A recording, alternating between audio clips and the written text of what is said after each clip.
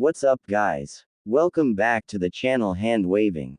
Your friend Naruto What If Fanfic 2.0 is here again with a brand new Naruto fanfic that's going to change everything.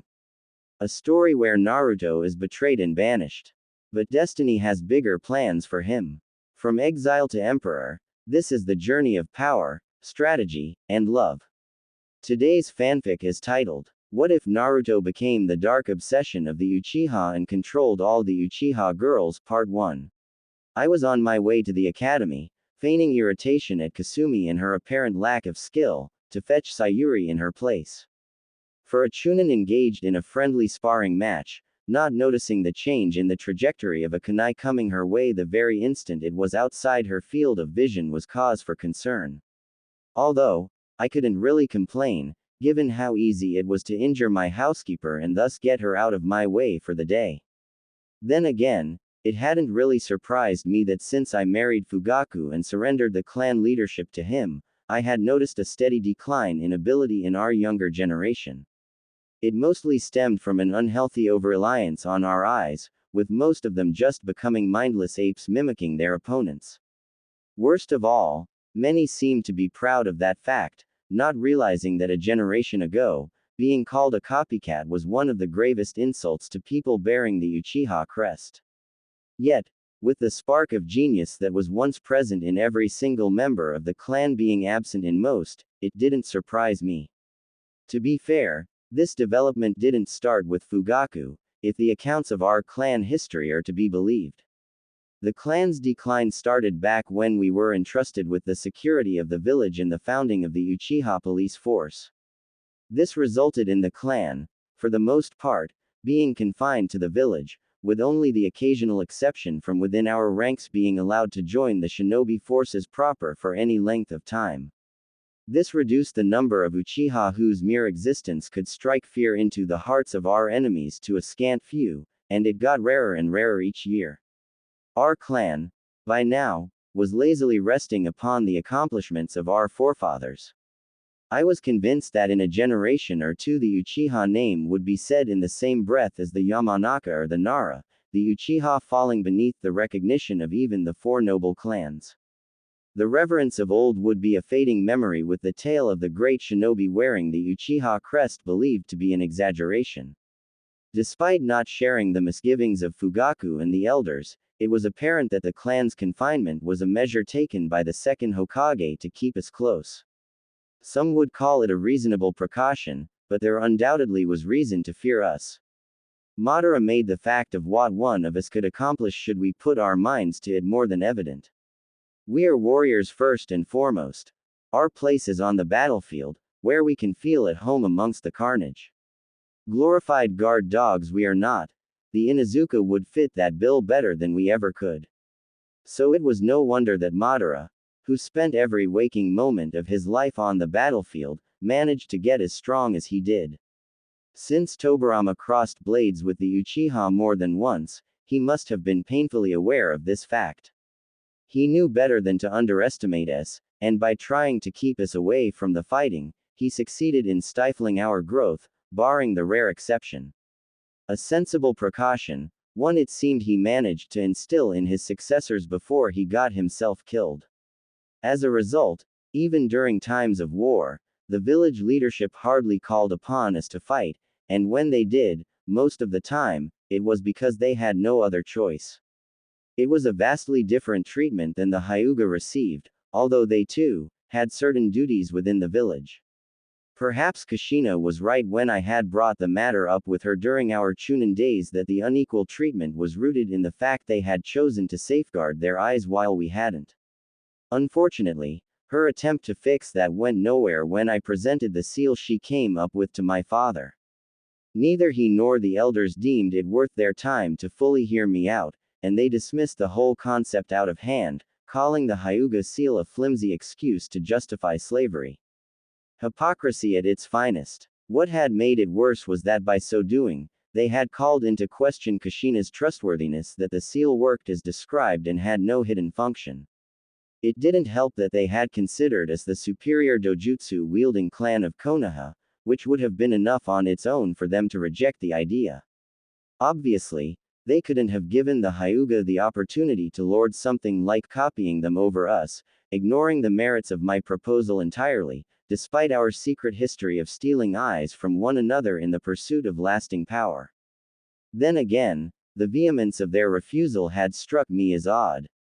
A few years later, I had learned the real reason why they had refused.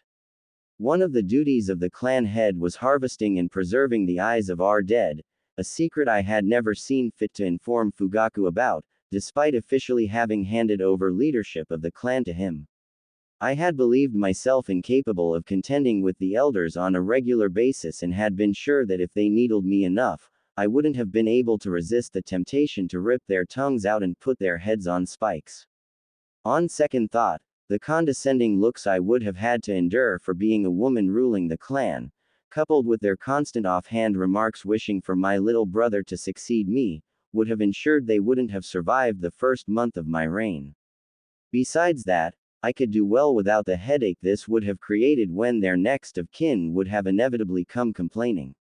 Knowing that, by the time I was done expressing my displeasure, our clan probably wouldn't have counted more than 10 members.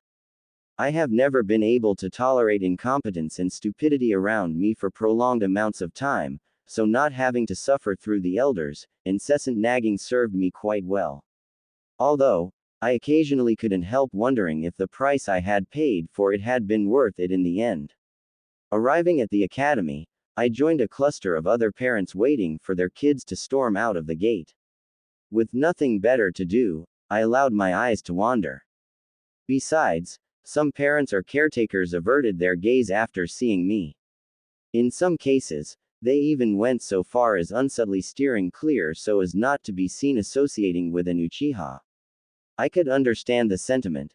Seeing your family being killed by what could only be described as a force of nature and then being unable to take their pound of flesh in retaliation was something many struggled with. Not knowing where to direct your righteous anger was even more so, and I would like nothing more than to give them a chance to sat their cravings for revenge. Unfortunately, in doing so, I would confirm what was currently considered nothing more than an unsubstantiated rumor, that the Uchiha clan was responsible for what happened. I highly doubted the general populace would care that cousin Obito had been reported dead years prior to that, nor that my investigation into the aftermath of the Kyuubi attack revealed that he hadn't had any contact with any of our kin living in the village. Still, I couldn't be sure he hadn't had anyone else backing him.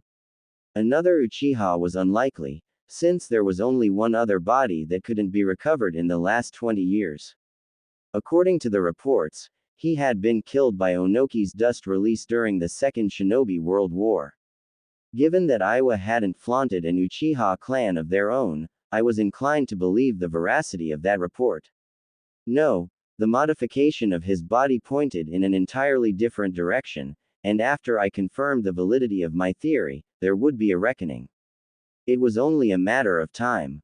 So when I had found Obito's dead body as I had been trying to reach Minato in order to help him, I had done what I had always been made to believe every reasonable member of a clan would have upon realizing that one of theirs had been responsible for destroying half the village. I had made the evidence disappear, thus marking the greatest regret of my life. If only I wouldn't have been required to follow what my father had ingrained into my head since I had been a child, and instead could have followed my heart. Then I could have been in time too. I stopped myself from going down that path again as I noticed an Anbu hiding on the roof of a house from where he was overlooking the crowd. He didn't bother hiding very well. Back in the day, Dragon would have had his hide for such a lack of skill. Luckily for him, it seemed I was the only one aware of his presence. Carefully maintained instincts put me on alert as I continued to scan my surroundings, searching for his teammates. It was rare for Anbu to operate alone, at least not for anything considered crucial. It was likewise rare for them to operate within the village bounds.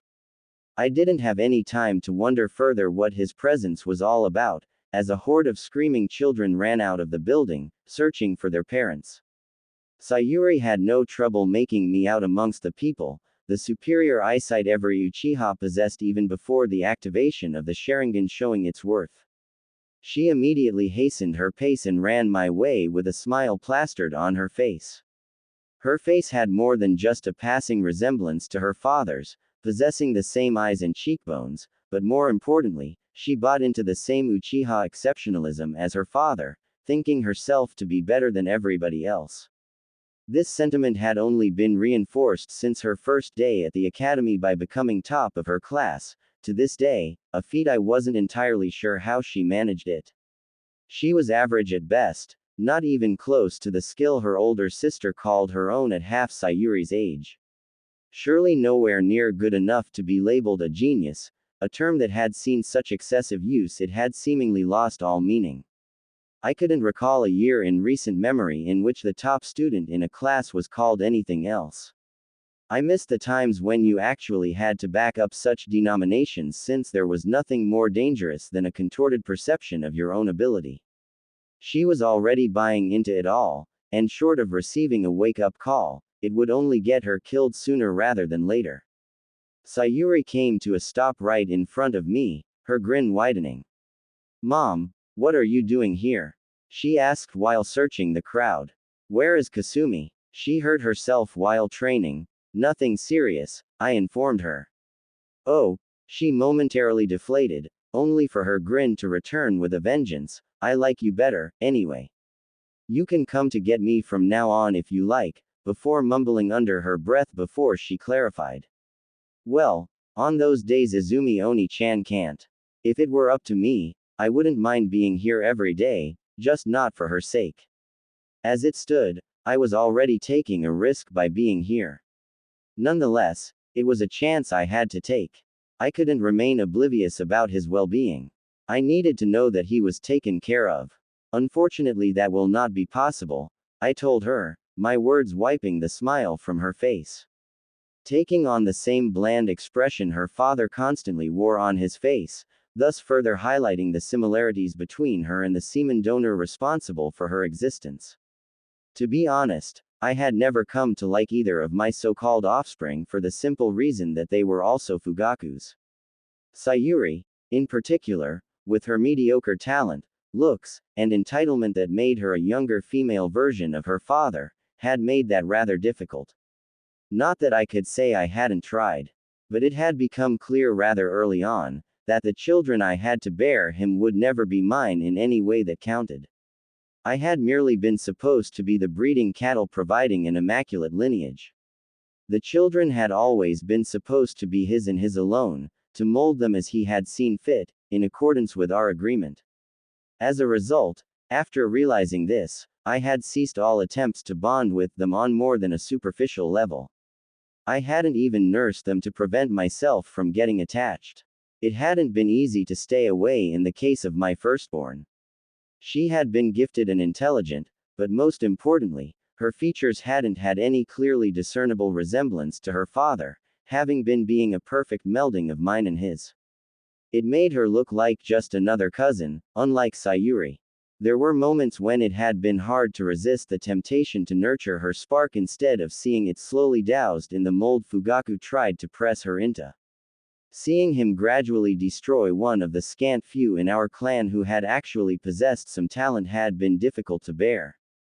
Naturally, she had easily exceeded her peers despite being under his tutelage, not that it had been challenging by any measure. She most likely would have managed it lobotomized and blinded. The problem was that by helping her, I would have had to renege on the agreement that had freed me from any kind of responsibility of leading a withering clan in exchange for 2 children and playing the perfect wife, his very own Yamato Nadeshiko. It had come to me easily enough. The role had not been very demanding, especially since I hadn't had to suffer his touch, not that I had believed myself to be capable of it. The very thought of it had turned my stomach. His daughters, whom had merely been the product of impregnating myself with the semen he had provided, had been cut from my body by myself 9 months later. After my first meeting with a prospective husband, I had known that none of them could ever hope to come close to anything resembling what I might have had with Kushina and Minato, the only family I ever had. Since then, I hadn't been given a choice other than to follow the suggestion forced upon me. Koto Amatsukami, The sole genjutsu I hadn't been able to overcome. I had chosen the lesser evil in Fugaku. He at least hadn't been twice my age and had been amicable to accept my deal if it brought him the clan leadership.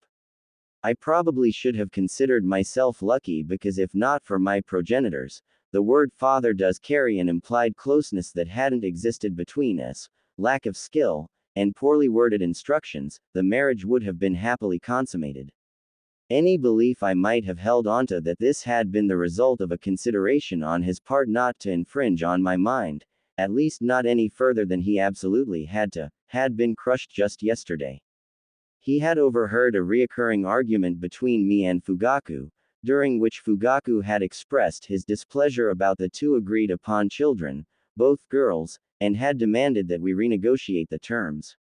My progenitor, realizing the loopholes he had left, had tried to rectify his mistake by attempting to use his eye on me again. I hadn't been able to break the compulsion he had already placed on me, but preventing a repeat had been well within my power. My rather violent objection had made sure of it, as I had taken his life and his eyes for myself. This had been an auspicious occasion since his eternal Mangekyo Sharingan had possessed the power to break any genjutsu, making it possible to remove my conditioning. As it turned out, it hadn't by far been the only instance he had used his eye on me to enforce a specific behavior. It had simply been that in all those other instances, he had thought it prudent to keep me from remembering, something he had decided to forego when he had compelled me to marry, to show me my place.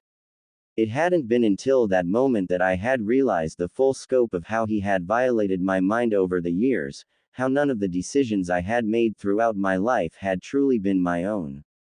It had also never occurred to me before that the reason I hadn't killed him and made him suffer for his actions could be rooted in another genjutsu placed on me years earlier. What had turned out to be his fatal mistake was not having altered how I perceived and reacted to threats, thus having allowed me to defend myself. Since I hadn't been keen for my mind to be played around with, I had considered him trying an attack upon my very being, as an attack on my life, and had reacted accordingly to it, using deadly force. I had been his puppet all along.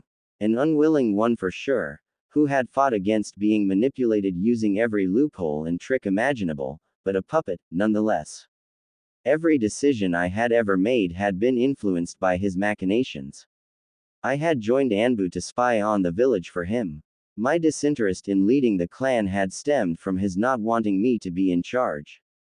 By marrying me off to somebody sharing his vision and making me hand over the clan leadership to my husband, he had avoided breaking the succession laws. Because without someone holding my strings, I had been bound to go against his vision of the Uchiha Clan, eventually, something my proud entitled progenitor Kagami couldn't have allowed to happen, which was why my rebellious brother had never been deemed a suitable replacement for me either. Compared to what I had lost by being forced to marry Fugaku, the son he always wanted, this hadn't even registered. It had never been my hurt pride at coming in second place at winning Minato's affection, or jealousy, that had prevented me from sharing my life with the only two people I had ever truly loved, but another compulsion. The truly unforgivable act, however, had been forcing me to keep my status as Naruto's godmother a secret, and for allowing the village to take custody of him, the last living piece of Minato and Kushina left in the world. My progenitor had even seen fit, given my proclivity to find ways around his compulsion, to steer me clear of every location I could potentially run into him. He obviously hadn't wanted the village to see an Uchiha associating with the host of the Kyuubi, thus stoking the rumors. Sayuri, no longer disheartened by my words, took my hand in hers and tried to drag me away, a futile attempt. My feet would stay rooted in place until I accomplished what I came here to do as I continued to scan the crowd for a yellow mop of hair. I vividly remembered the single instance I had seen him from afar just moments after his birth and the death of his parents. Watching the third removing the newborn boy from the grasp of his dead parents had been the worst thing I had ever witnessed. The crushing guilt at arriving too late had been the worst feeling I had ever felt, and courtesy of the Sharingan was something I could never forget. The memory had burned itself into my mind to never fade away, and it had haunted my dreams ever since. Just as Sayuri got tired of pulling at my hand and opened her mouth to complain, I found what I was looking for. A patch of yellow blonde hair made its way through the crowd. I trained my eye on him and didn't waste a moment following him. Sayuri's mouth escaped a sudden yelp as I dragged her along. The people surrounding us only allowed me a few fleeting glances at him, for the most part blocking my view. Where are we going, Mom? Our house is that way. Sayuri saw fit to mention. As he reached the edge of the area, the boy's way was obstructed by 3 boys standing in a loose circle next to the academy railings talking to each other. Without hesitating, he pushed through, grazing the shoulder of one of the boys, a mumbled, "Sorry," on his lips. The boys took a moment to look at each other, and the big-boned kid I pegged as an Akamichi asked, "Was that?" Only to receive 2 nods in response.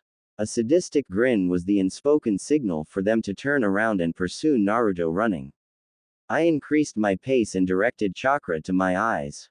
Immediately my perception sharpened, and the world seemed to move in slow motion.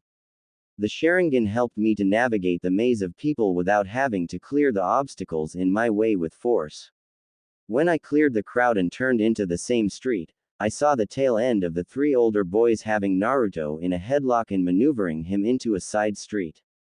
My jog turned into a full sprint as I closed the distance, dragging along a stumbling Sayuri. When I reached the mouth of the alleyway, the 3 older boys had Naruto against the wall, surrounded on all 3 remaining sides. "Mom, what are we doing here?" Sayuri asked. Only after a few moments in which I didn't respond did she follow my view. "Huh, what is that idiot doing picking fights?" The grip of my hand around hers suddenly strengthened considerably, threatening to crush her fingers. It took her screaming out in pain and trying to free her hand for me to realize what I had done. I released her hand and saw from the corner of my eyes how Sayuri was nursing her hand. "That hurt," she wailed. I ignored her and instead focused on what was happening in the alleyway. "Let me go, you big jackasses!" Naruto shouted. A hard shove against the wall stopped his attempts to push through the encirclement. Laughing, the brown-haired boy standing in front of Naruto said, "We might do that after you kneel before us and beg for forgiveness, demon brat." Neither he nor the 3rd boy with his moss-green hair seemed to belong to a clan, lacking any of the typical features associated with them. This in turn called my initial assumption for the big-boned kid to be an Akamichi into question. A clan child should know better than to mess with a Jinchuriki. That was a term for which it was hard to put my disdain into words because none of the 3 people I knew who had qualified for carrying that distasteful designation deserved to be called human sacrifice. More importantly, how did they even know about Naruto's status? Wasn't it forbidden to talk to kids about it? The Anbu from before sunshined on top of the wall the boys were standing next to, interrupting my thoughts. This could only mean one thing. That he was Naruto's protection detail.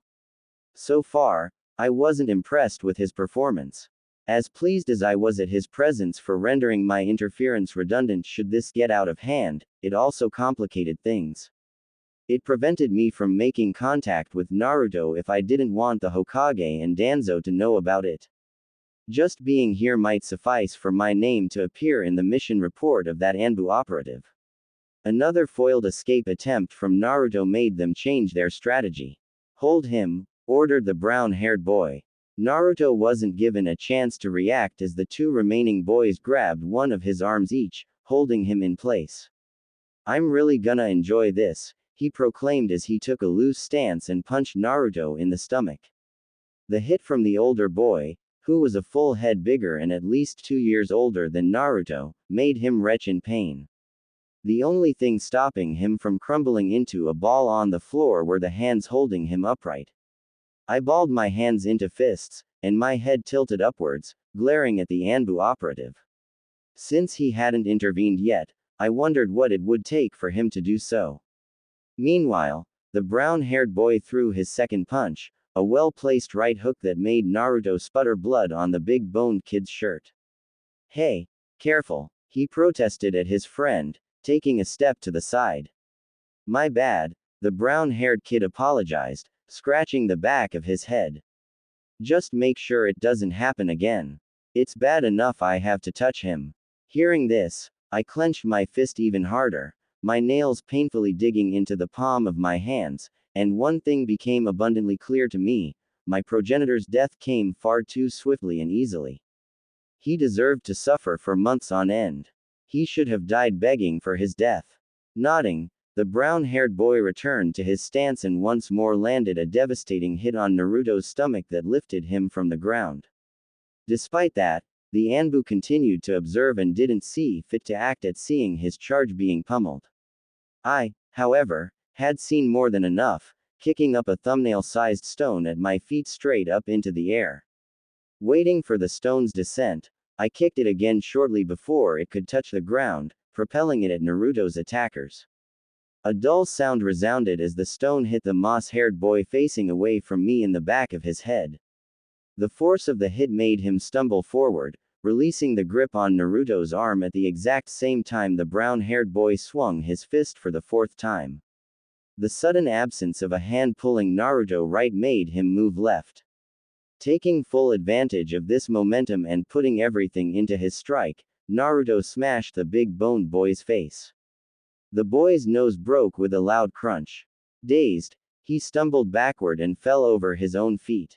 At the exact same time, the brown-haired kid fist made contact with the wall at the very spot Naruto's head had been just a moment earlier. A painful yelp escaped him as he withdrew his hand and cradled it against his body. Naruto didn't waste any time and took advantage of the opening I had created and viciously attacked the sole remaining and still standing opponent.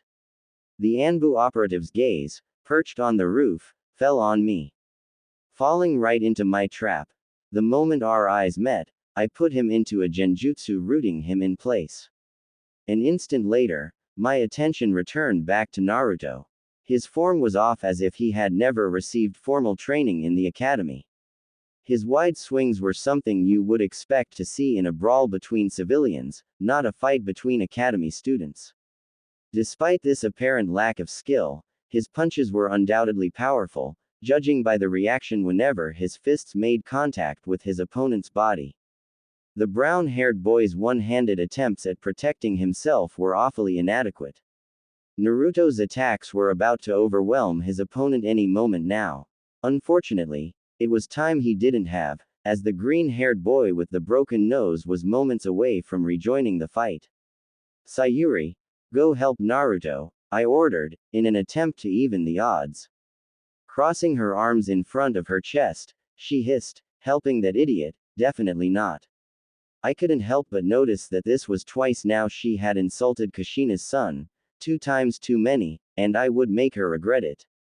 Sayuri's refusal wasted precious seconds, seconds that would have allowed her to arrive just in the nick of time to intercept Naruto's second adversary before he could rescue his brown-haired friend from the brink of defeat.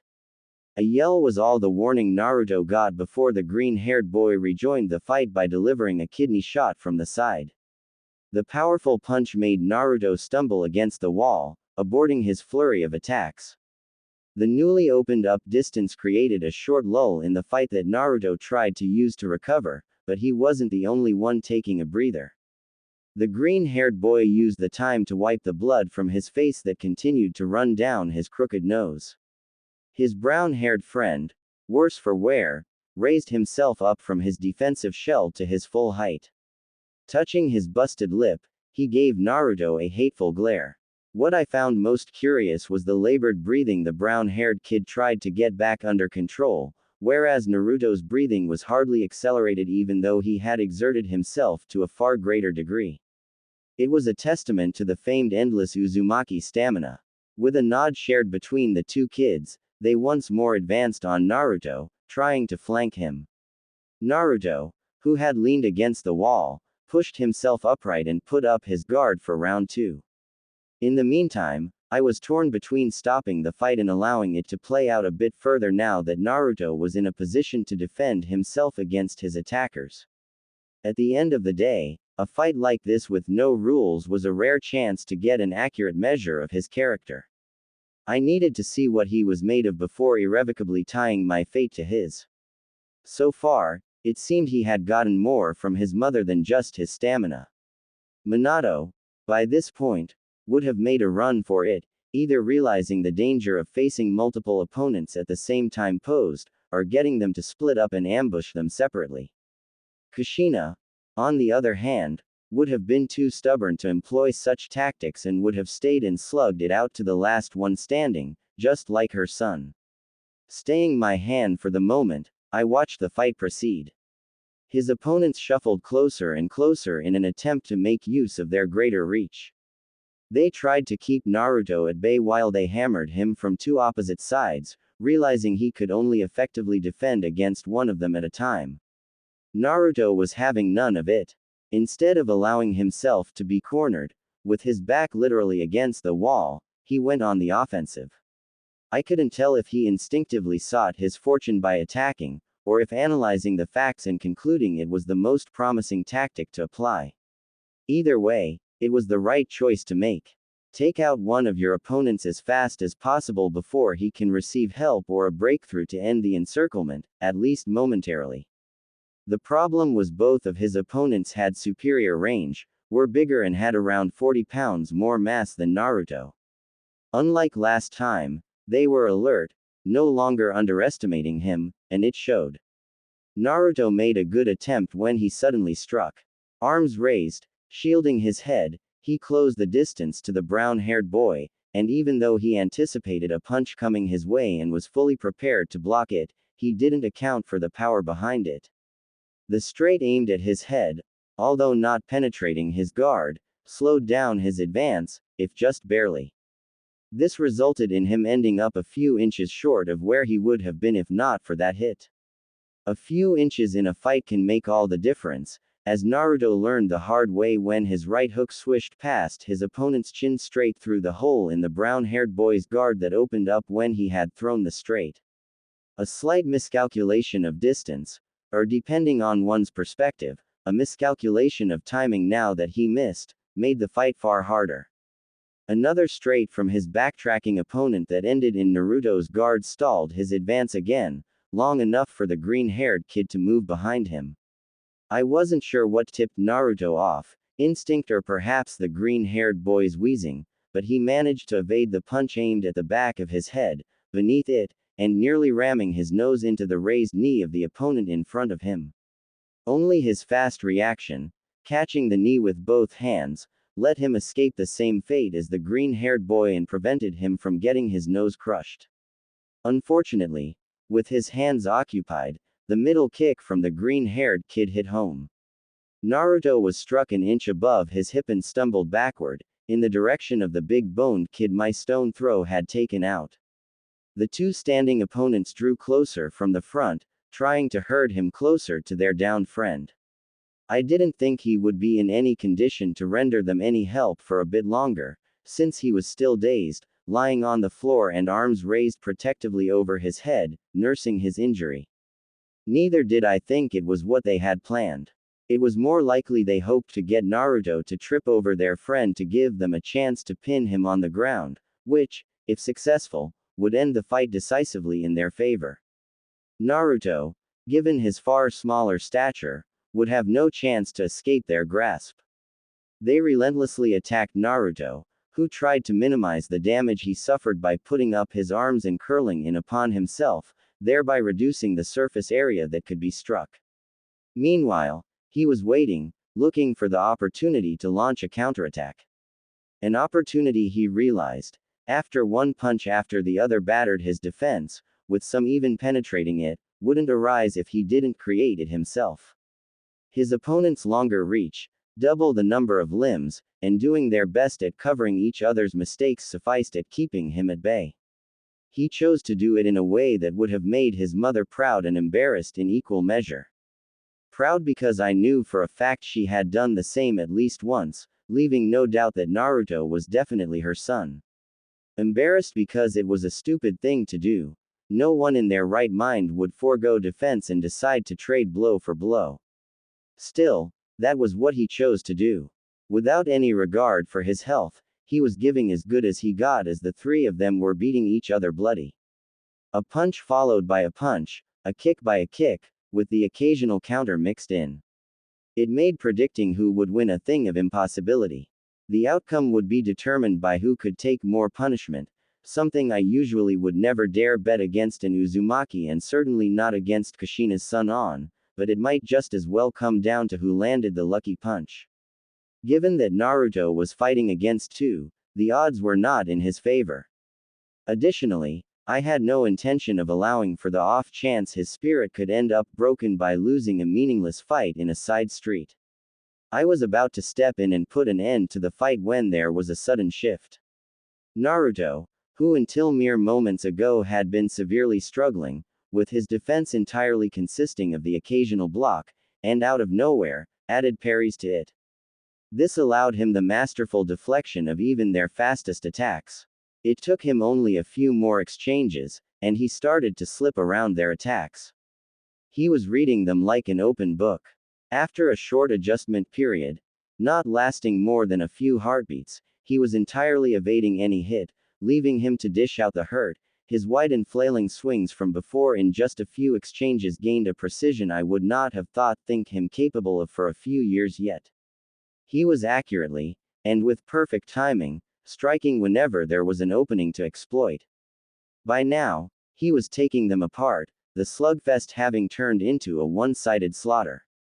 It nearly seemed as if, but that couldn't be, if only he wasn't fighting with his back to me so I could make sure.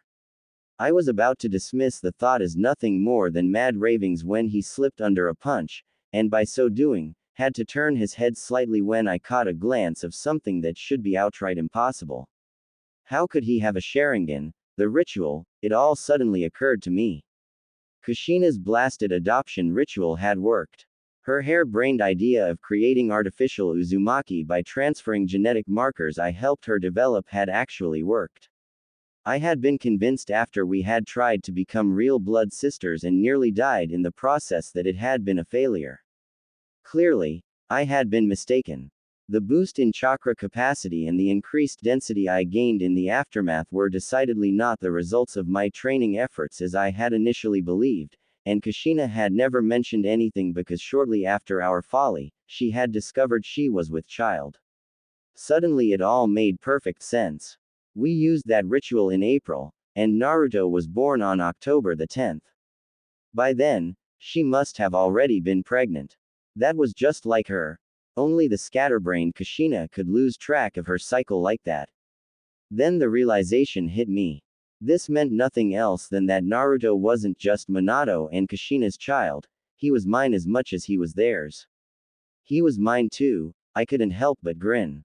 Convinced of Naruto's impending victory, my focus wavered, and I allowed myself to get distracted by my thoughts.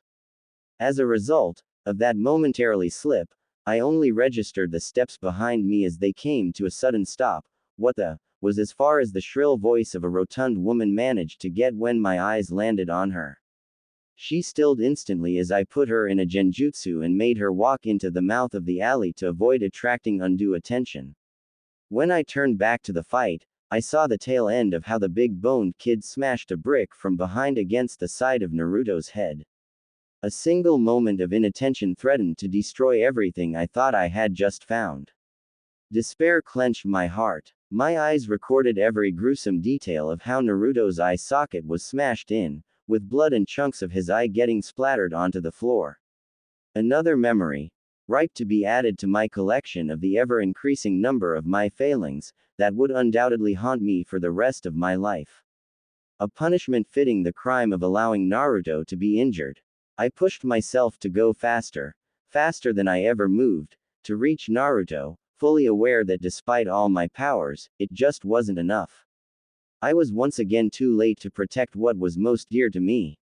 And the Sharingan, my clan's lauded bloodline, once more proved to be a curse, ensuring I could never forget another one of my failings. Naruto crumbled into a heap on the floor, unconscious.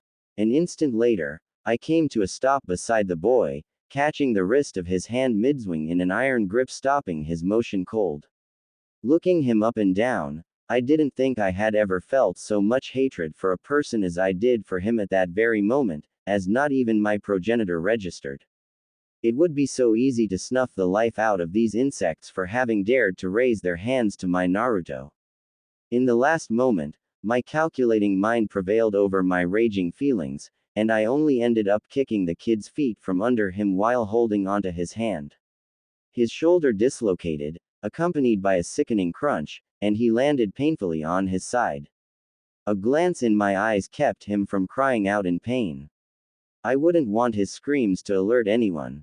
Naruto had two other adversaries attacking him from the front, which I had put under a paralyzing genjutsu on my approach, keeping them in place. I might have need of them, especially should I decide that further punishment was in order. This time I wouldn't allow my prey to escape me into the clutches of death, not before they made amends. I didn't waste another second on that human trash. Kneeling down next to Naruto, I carefully turned him onto his back and lowered his head to the floor, clinging to the hope that up close, the damage to his eye would be far less severe than it seemed.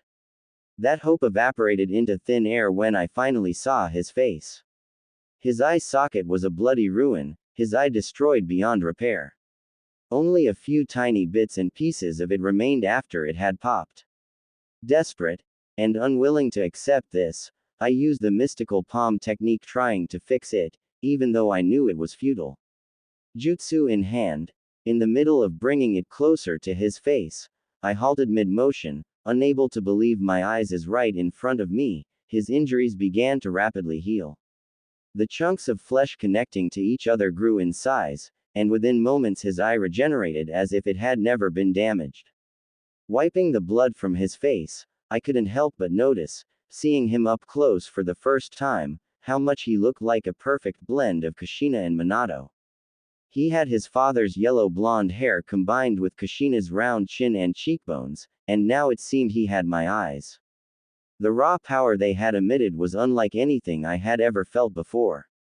To confirm my suspicion, I used a diagnostic jutsu and found myself surprised at how much even I had underestimated the density and sheer amount of chakra at his disposal.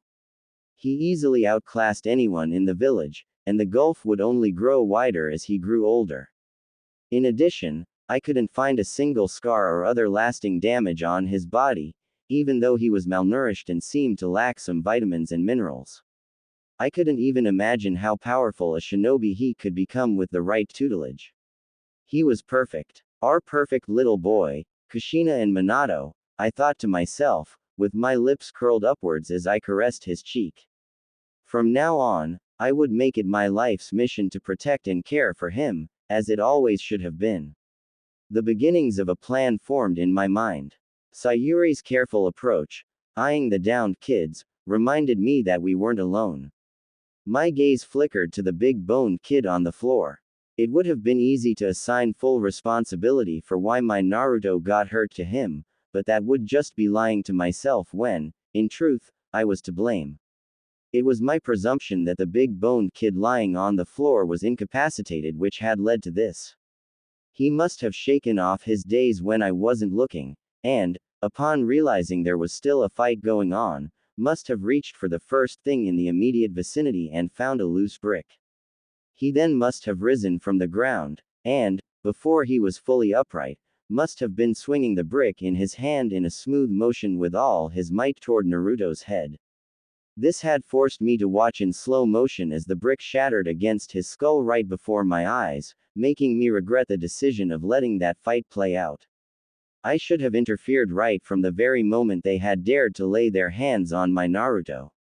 He might not have liked getting rescued. After all, Kushina certainly never had, with one exception, when Minato did the rescuing, but at least he would have been safe, and none of this would have ever happened. Kushina would have scoffed at me, "Don't sweat it, Mickey. There was no lasting harm done, and you can't always protect him. What you can do is teach him to do it himself." For all the goofing around she was prone to, she had a habit of voicing profound wisdom out of nowhere. Oh, how I missed that crazy redhead. She would have been right. This insect wasn't worth my time. I returned my attention to my Naruto. Making sure to numb his pain receptors, I took out a scroll and retrieved an alcohol-filled cylindrical bottle from within, and removed the cap. Stroking through his hair, I steeled my nerves for what I was about to do. No matter how much I would rather not hurt my baby, even if I knew it was only temporary, it had to be done. I needed to know, for his sake. Carefully lifting up the eyelids of his left eye with one hand, I worked my thumb index and middle fingers slowly under the eyelids until I could grab his eye. A small yank later removed it from its socket, and with a chakra scalpel, I severed the optical nerve. I waited, holding the eyeball in my hand until I saw him regenerate the eye I just took, and only then placed it in the bottle and proceeded to take his other one. A retching sound reminded me that I wasn't alone. A glance over my shoulder showed me how my daughter desperately tried to keep her breakfast down. Since I couldn't allow her to contaminate this site, I put her under a quick genjutsu, which had the added bonus that it also prevented her from voicing any questions. Not that it would make a difference even were I to answer them, since I fully intend to be the only one who remembered this incident had ever occurred. Closing the lid on the bottle, I sealed it back into the scroll. Cradling Naruto in my arms, I stood up and carefully positioned him against the wall. He would wake up any minute now. Concentrating more chakra into my eyes activated their advanced form. Seeking out the gaze of all 5 other people present one after the other, I went to work and modified their memories, or in Sayuri's case erased the knowledge of ever being here. Except for Sayuri, they would remember Naruto kicking the 3 kids' asses, and since I made sure he would be the first to wake, they wouldn't doubt it.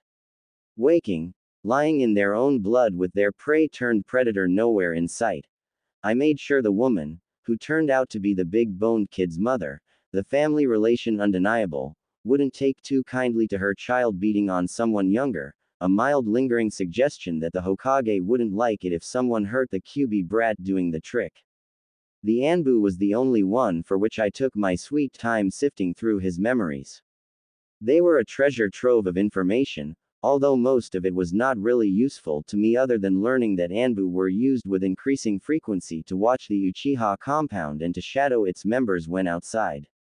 The only conclusion to be drawn from this was that we were under surveillance. Since I doubted he would risk alienating a founding clan over rumors, he must have had some credible intel to motivate this course of action. I suspected someone inside the clan was willingly or unwillingly feeding the village information. Pondering that for a moment made my oldest offspring and my little brother the most likely candidates. They were amongst the small number with the necessary skill, had ties outside the clan, and given they both were Anbu enjoyed the trust of our village leader.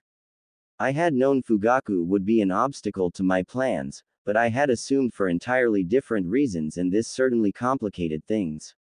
If I wanted to preserve the clan as a tool, dedicating it to one goal and one goal only, safeguarding Naruto, then taking drastic measures was inevitable. The infestation that had brought the clan low need to be cut out, root and stem, to allow for a new beginning. Only this time, I would personally make sure it was done properly. Sayuri, come here. It is time to go home, I informed her, putting out my hand for her to grab it.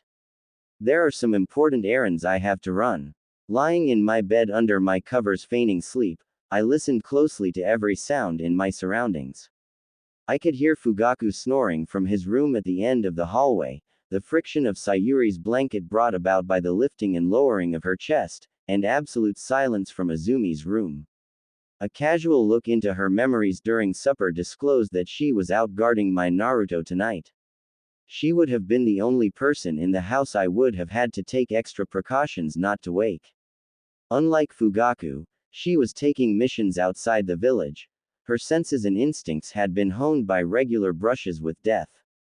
Outside the house was a different matter. From the memories of my Naruto's Anbu detail, I knew they were watching our clan compound. It had been rumored among those of us who regularly wandered into the village proper that the number of Anbu operatives around our compound had seen a notable uptick in recent months, a rumor I knew to be true since my run-in yesterday. This was odd for a variety of reasons, the most important being that they weren't supposed to be policing the inside of the village. Their stated purpose was to guard vital infrastructure, the Hokage, and the village against outside threats. Since they had apparently been tasked with watching us, it indicated that the village leadership no longer trusted us. This fact, at least according to Fugaku's memories, was responsible for swaying most of the undecided and reluctant to see things his and my progenitor's way. It was getting harder to deny the reality that the noose around our necks was getting tighter every day and that this was no longer about someone's pride being hurt, or the villagers not showing the clan the respect and deference it was due according to them, but about survival. At this point, helped along by the village's actions, their coup was the inevitable consequence. For all I cared, they could go and kill one another until there was no one left. Regrettably, however, the clan still had some uses for my Naruto and me. And in order to submit them to their rightful purpose, I needed a few things from the Uzumaki compound. Since I couldn't afford to be seen going anywhere near it, I had to make certain my absence wouldn't be noticed. To that effect, the ability I had gained from Obito's Mangekyo Sharingan proved to be useful. Unlike Minato's Hiraishin no Jutsu, which connects the ceiling array on his body to one of his markers like a door he can step through, Kamui puts a room between those 2 points. This comes with its own sets of advantages and disadvantages. One of the foremost advantages is that it allows the user, once inside the room, to open a door virtually anywhere. It suffices to imagine where you want to go for a door to appear, which is another advantage of the jutsu. Just because there is a door doesn't mean you have to cross the threshold. On the contrary, once a door is summoned, it can be used to look upon the other side. Admittedly, the view is distorted and colorless, and no sound goes through. Unless you move your eyes past the threshold, which will make them visible on the other side. It's quite different from how Minato described pinging one of his tags, a short burst presenting him with a snapshot of the immediate vicinity of his tag's location as his detection jutsu washes over the surrounding area. This, given enough tags, gave him complete awareness of what was going on a battlefield, not limited to just one point of view that was slow in altering its angle and relative position. Thus, Kamui certainly wasn't the best spying or battlefield awareness jutsu imaginable, but it served my momentary needs rather well. It allowed the repeated creation of doors high up in the air around the Uchiha compound to search for hidden Anbu operatives. The bird's eye view combined with the superior eyesight of the Sharingan allowed me to identify their hiding spots nearly effortlessly. With chakra sensors that were worth anything being rarer than a drop of water in the desert, and the occasional sensor the Yamanaka clan produced hardly deserving the name, I only had to make certain that no Hyuga was amongst those watching us since I doubted one of them would miss my sudden disappearance. The animal mask and cloak most solely relied upon to hide their identity made identifying the Anbu clan affiliations difficult, but it was not impossible if one knew what to look for. In the case of the Hyuga, they had a particular lithe build, essentially no calluses from holding kunai or other weapons on their hands, and they rarely, if ever, turned their heads. While one of those factors alone was insufficient to tell, finding all three made it a near certainty that it was a Hyuga. Fortunately for me, there didn't seem to be one among them. It was no great surprise the number of Hyuga who found themselves in Anbu was relatively low. Not because of lack of skill on the Hyuga part, Dragon would have given his right arm and leg for a mere dozen of them. Their ability to gather intelligence was unmatched, but the caged bird seal made branch members liabilities since they come equipped with torture and deadman switches not under the control of the village. As a precaution, I also looked outside the Uzumaki compound. All it would take would be a single Anbu seeing me appear out of nowhere to ruin it all. It was presumptuous to assume that the residence of the former Hokage wouldn't be watched, despite it being protected by seals Uzushio would have been envious of. According to Kushina, Uzushio's downfall hadn't gone by Mito without leaving marks. She used the last years of her life to turn the already formidable protected Uzumaki compound into a venerable fortress. Kushina, on more than one occasion, Jokingly said other OBAA sans would take up knitting in their old age to pass the time, while hers devised new ways to dismember and kill any uninvited visitors.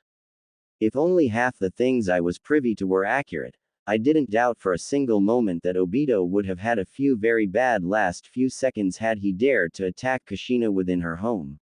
Still, thinking about this made me furious, because if not for those precautions the first thought up, she wouldn't have had to give birth inside a cave to protect his precious village, and Kushina would still be alive.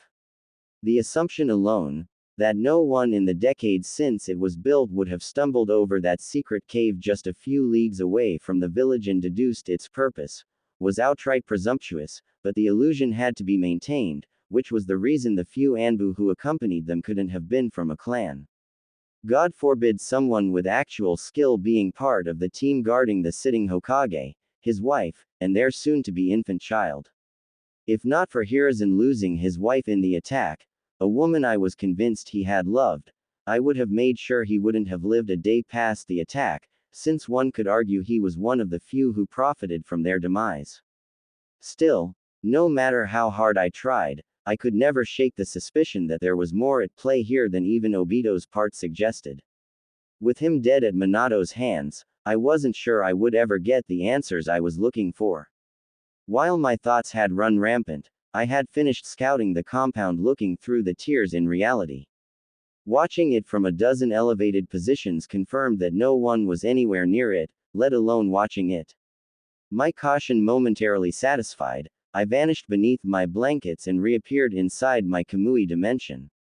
Reaching beneath my nightgown, I retrieved a sealing scroll. I changed into the outfit the scroll contained, consisting of a black unmarked mask, some simple black pants, a black shirt, and a black hooded cloak. The white silk kimono I wore to sleep was hardly suitable for a night raid. Steeling myself, I reappeared in front of the main gate of the Uzumaki compound. This was it, the moment of truth. I would either get my hands on everything needed to put my plan into action, or it would all go up in flames, and with it, the best chance to provide a better life for my Naruto. Taking one last deep breath, I placed my hand on the Uzumaki swirl adorning the stone gate. It was time to find out whether Jiraiya had messed with the seals and locked me out. He was the only other living person I knew of with access to the control seal. When the gate wings parted before me, splitting the swirl in half, I released the breath I hadn't known I was holding. My anxiety only fully left me when I made the first step past the gate, and nothing happened. I followed the narrow paved stone path, leading through a small forest encircling the entire compound. It wasn't an easy path to follow, and I don't mean the overgrowth from years without anyone taking care of the plants growing alongside it, nor that I was occasionally forced to cut my way through plant obstructions. The reason it was hard was the memories I was plagued by. Wave after wave rained down on my mind with every step I took. I had walked down this path countless times, whether it was with Kushina, Minato, or both by my side, talking, joking, or just teasing one another, and sometimes, when I was visiting them, I walked it alone. Never once had it seemed so lonely, nor had my heart constricted in such sorrow that only grew worse the closer I got to their home the way it did now. Halfway there, it hurt worse than when I had watched them die. Deep down, a part of me must have been unable to accept the reality and still held on to the hope they were alive and well, living happily with Naruto right behind the next hill. Somehow we had just drifted apart, and one day in the future, we would just run into one another, and everything would go back to how it was. The only thing keeping that illusion alive was the uncertainty of what awaited me in their home. My body was fighting me every step of the way, not allowing my conscious mind to shatter what my unconscious mind desperately clung onto. I stopped, hand placed on the trunk of a tree for support as I was warring with myself. My breathing was fast and shallow, and my emotional pain suddenly turned physical. Clenching my breath, desperately trying to get my accelerated heart rate under control, I slumped against the tree. Looking up at the star-spangled night sky, I finally realized that something wasn't right. It was as if a powerful compulsion prevented me from taking another step in the direction of their home. My eyes advanced to their eternal Mangekyu state and shattered the last vestiges of my progenitor's genjutsu using his eye ability. My heart rate began to normalize immediately, and the world felt as if a haze I hadn't noticed was even there had been cast aside. Koto Amatsukami, it had to be. My progenitor must have planted another suggestion deep within me, not connected to all the other commands he had given me. That's why it hadn't already broken and only weakened when I had gotten rid of the others. This one forced me to stay away from the Uzumaki compound, the only place he wouldn't have been able to reach me. It became clear, even though I hadn't been allowed near Naruto, why, in all those years, I had never sought solace in their home, why I had never visited to wallow in reminiscences, and why I had never bothered to come here to take a keepsake to remember them by. Insidious is the only term fitting to describe Koto Amatsukami. Allowing the mind of the affected to justify their actions deserves nothing less. However, now I knew what I was looking for. Sifting through own memories, I began to question every decision I had ever made, looking for anything I had done that seemed out of place. It was only when I was completely convinced that this time it really had been the last genjutsu compelling me and that I had fully regained my free will did I stand up and resumed my travel. Emerging from the forest, I came to a stop on the small hill overlooking the enormous building complex in the middle of the clearing. It was a sobering sight to see the once beautiful and well cared for garden from my memories covered in weeds. Their growth had gotten rampant with no one here to rein it in, choking the life out of crops, herbs, and flowers. It wouldn't stay that way for long if I had anything to say about it. At a measured step, I cleared a path through the greenery right up to the front porch of the main building. Placing my hand on the handle was all it took for the door to swing open. Compared to the garden, the inside of the house was the complete opposite, spotless and clean. My first stop was the master seal in the basement. I had been in this remote part of the house only once before. During Kushina's pregnancy, shortly after she asked me to become Naruto's godmother, she had led me through this part of the house until we ended up in front of a heavily reinforced door. She, with a sheepish smile, had reached above the doorframe, and her hand had come back with a key. She had then proceeded to use the key to open the door. Standing before the very same door, I, too, reached above the doorframe and swept for the key I hoped was still there, since getting access to what was behind that door was instrumental to my plans. When my fingers curled around what I was looking for, it took a load off my mind. The key was warm to my touch, a step below being unpleasant, and vibrated in my hand, making its displeasure at being wielded by a non-Uzumaki known. It felt like only yesterday that Kushina had had a stern talk with it, explaining in great detail the concept of a godmother before the key allowed me to so much as touch it. It helped to put into perspective why the whole world considered all Uzumaki to be nuts. Talking to a key, you couldn't make that up. As I placed my hand on the wall, the lights adorning it flared to life, illuminating the spiraling staircase leading deeper into the basement, leading into a small antechamber containing only a single monstrous door on the opposite side of the stairs. Time had done nothing to lessen the impression I got from the door since the first and only time I had visited. The intricate seal carvings adorning it still gave me that ominous feeling that a single wrong step could be my last. Looking down at the key in my hands, I couldn't help myself and addressed it. I'm aware you don't like me, but I need to get into the vault. It's important to protect Naruto, Kushina-chan's son.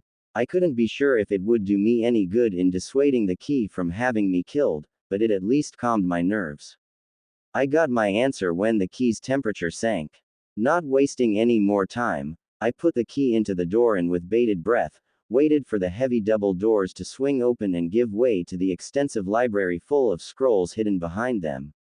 Although not nearly as extensive as the Uchiha library full of jutsu we stole with a glance since the conception of our clan, it was still an impressive collection of knowledge encompassing every field of jutsu imaginable, the sole exception being the fuinjutsu section. I doubted there existed a more comprehensive collection in all of the elemental nations short of the lost Uzumaki library on Uzushio. Fuinjutsu was a shinobi art that wasn't really practiced inside the Uchiha clan since it was the one art in which our eyes didn't grant us a noteworthy advantage over others. While it was helpful to be able to commit a once-seen unencrypted seal memory with perfect clarity, it did little to help one's understanding of it. It only allowed us to recreate an assortment of specific tools, akin to a blacksmith who could only make standard kunai unable to do anything else, even just changing the blade length or the handle being far outside our capabilities unless we put in the same hard work to study and practice any non-Uchiha would have to. That was what distinguished a true master of this art from the rest: the ability to create seals tailor-made to any given situation, an arduous and long path most haven't had the patience to follow. This was especially true for members of my clan since there were numerous far easier paths, helped by their eyes, open to them. A path I, regretfully, had barely set foot on, despite both Kushina and Minato having walked it. Nevertheless, it was still a treasure trove of knowledge, albeit not the reason for today's visit. I would have to spend more time here in the near future than I would prefer when it came time for me to enter and catalog the Uchiha library I intended to take with me into it. Without pausing, I removed the key and attached it to the delicate metal necklace around my neck as I stepped through the door leading to the master seal. It was one of 4 doors, the other 3 leading to an armory, a forge, and a training room, respectively. It was a bland room beside some carvings on the walls, ceiling, and floor, all leading into a hip-high pedestal in the middle of the room. Hovering a few inches above the pedestal was a whitish-blue glowing orb roughly 1 foot in diameter. I placed my hands on the orb, just as Kushina had shown me. Immediately, the glow of the orb intensified, and the inside began to change. The chaotic milky swirling pattern slowed down, and the white hue separated into an assortment of different colors. At first, they took the shape of letters, then words that combined into whole sentences. With a mere thought, I selected the guest book and had a look at the last visitors and the dates of their visit. To my great relief, no one had seen fit to enter the compound after the Kyuubi attack, so I didn't have to fear any surprises, nor having to track down something that had been stolen. After another thought, I found myself staring at the compound's access list. My name was listed under administrator, which I had assumed would be the case.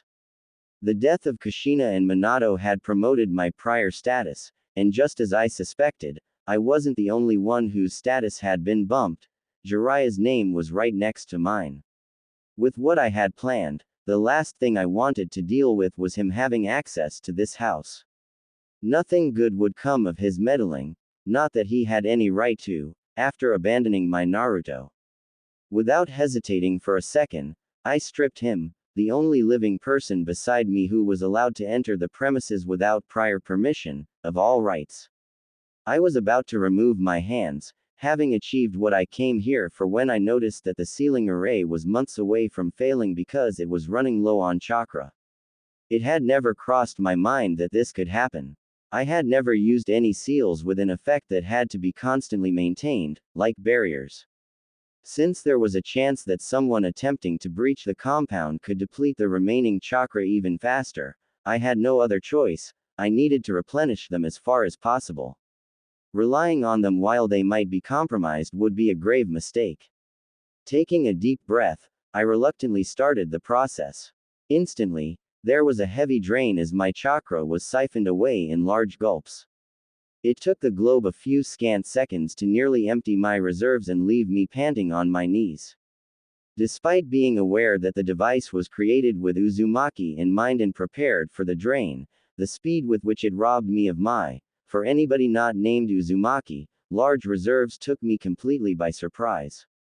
Not being a censor, getting such a reminder of how vastly more chakra they had on average truly drove the point of why the Uzumaki were this highly regarded more than Kushina just shrugging off our training sessions ever could have. Thinking on it, the only times I had seen her show signs of exhaustion were when she had spammed high-level ninjutsu like a woman possessed during our spars. This only hardened my resolve. I took a few moments to recuperate before I tried to get back up. After a few unsure steps, I left the basement the same way I had entered it. I returned to the lobby of the main house, and, for a moment, just stood there staring up the stairs. It was one of the two large elaborate staircases hugging the right and left corners of the room, each spiraling upwards around a potted bonsai standing 10 feet tall in the center of each. It was the right side my eyes were focused on. I dreaded what I would find up there, the confirmation they were truly gone. Unfortunately, there was no escaping it. I needed to do this for my Naruto's sake.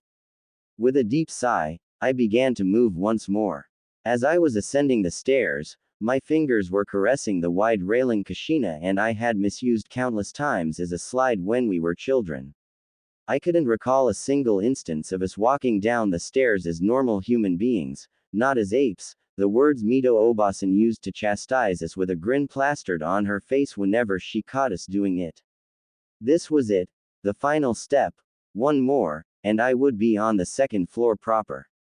From there, it was 20 more steps to Kushina's room, the first door to the right. I shook off the trepidation threatening to draw me into its grasp once more and at a hastened pace, closed the distance. I allowed myself one last deep breath with my hands around the handle before I pushed it down. The door opened seamlessly, and I couldn't stop a smile from forming on my lips, as I saw the metaphorical battlefield before me. Scrolls in various stages of being opened were not only strewn around on the large table and took up most of the right wall, but also littered the floor. In some cases, the scrolls were piled into heaps, the occasional clothing article mixed between them. It was like a look into the past. The seals placed throughout the house that prevented dust from settling made the room look like she was still living here and had just stepped out for a minute.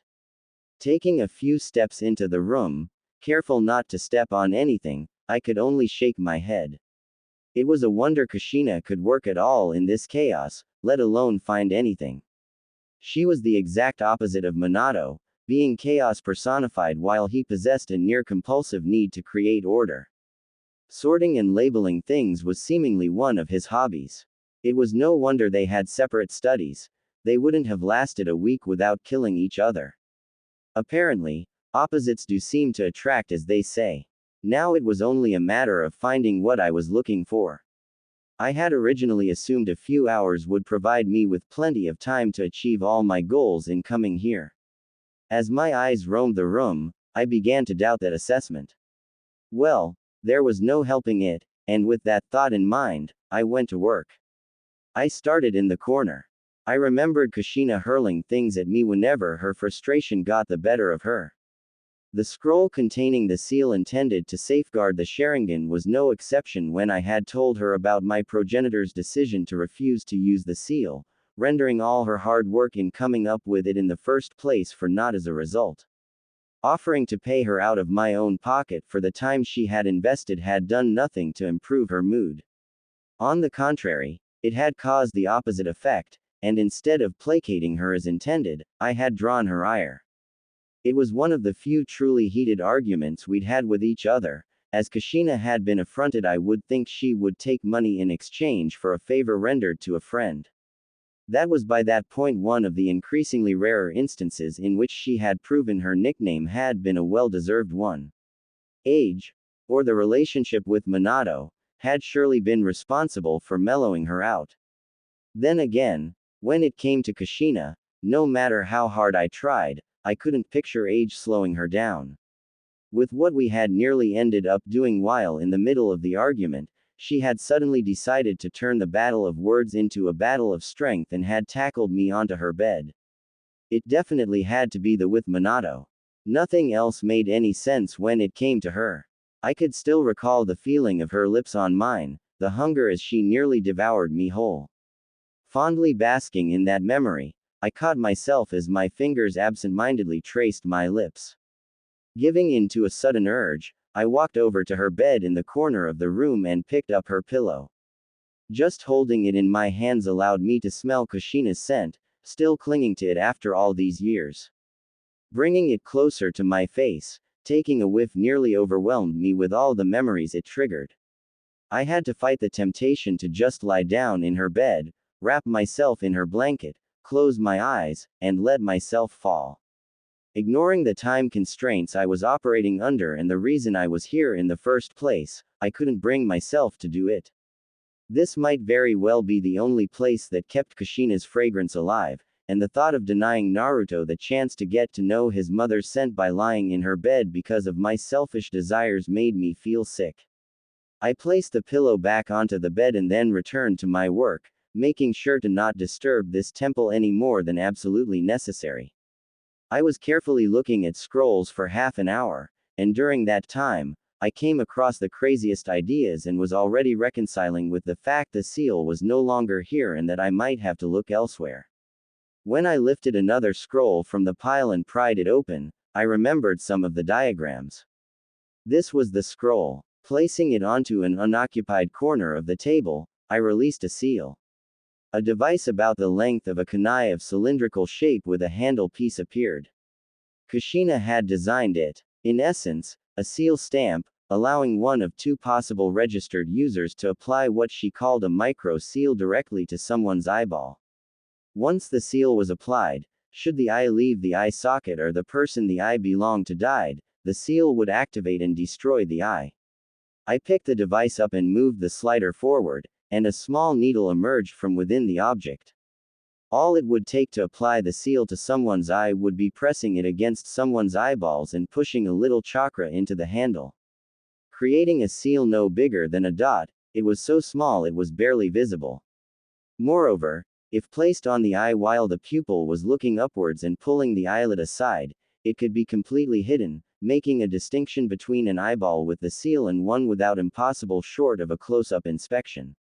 No one else would ever know it was even there to begin with, meaning that, unlike the Hyuga cursed seal broadcasting for the whole world to see that stealing their eyes was for naught, I had to tell people of its existence to dissuade them from even trying. This was half the reason for such seals to exist in the first place. It wouldn't do my clansmen any good if their eyes were destroyed after they were stolen, even though the faces the thieves would have made realizing they had been outsmarted might be worth it. Since this wasn't the only way for someone to get their hands on the Sharingan, I released another two instruments from the scroll.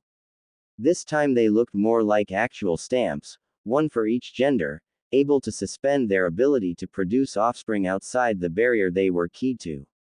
The original idea was to key it into the detection barrier surrounding Konoha, thereby preventing conception outside of Konoha's walls. This was a measure that would have served the needs of the Uchiha clan just fine. Kushina even had enough foresight to realize that keying such a seal into a stationary barrier could become an issue, and therefore she had included contingencies. After all, something as simple as a major overhaul of the detection barrier, or it stopped working properly, a far too likely prospect without an Uzumaki present to maintain it, or some other reason why the Uchiha would no longer live inside it would essentially render everyone with the seal effectively sterile. The instruments themselves could be keyed to selected users, those being the only ones able to apply and remove these seals. The original idea was to link them to the clan head, and the heir or heiress. They were designed in such a fashion that other users could be added only with the consent of one of the keyed-in users. As a precaution, there could only be two registered users of these tools at any given time, and keying in a new user also removed the previous user not assisting in the process from being able to use the tool. The seals themselves, Kushina swore it, were impossible to remove without using these tools. The encryption was unbreakable, randomized, and used the user's chakra to create a different key for every seal applied with the keys being stored within the tools. It was a nice concept, and I could easily substitute the barrier surrounding Konoha with the one surrounding the Uzumaki compound for my needs. Considering the precarious state my plans would put the clan in, keeping the seals keyed to the barrier surrounding Konoha would leave too many avenues of abuse open for my liking, and while using the Uzumaki compound barrier instead would be more secure, it still was far from ideal. So what I was really after was the original seal Kushina had based it on, which she called a relic of patriarchal society. Originally, the seal was intended to ensure that no line theft could be committed, which was achieved by preventing any female marked with the seal from becoming pregnant by anyone except the man whose blood was applied to the tool prior to crafting the seal. I knew she had sealed it into the same scroll, the height of what her twisted sense of order would allow her to do.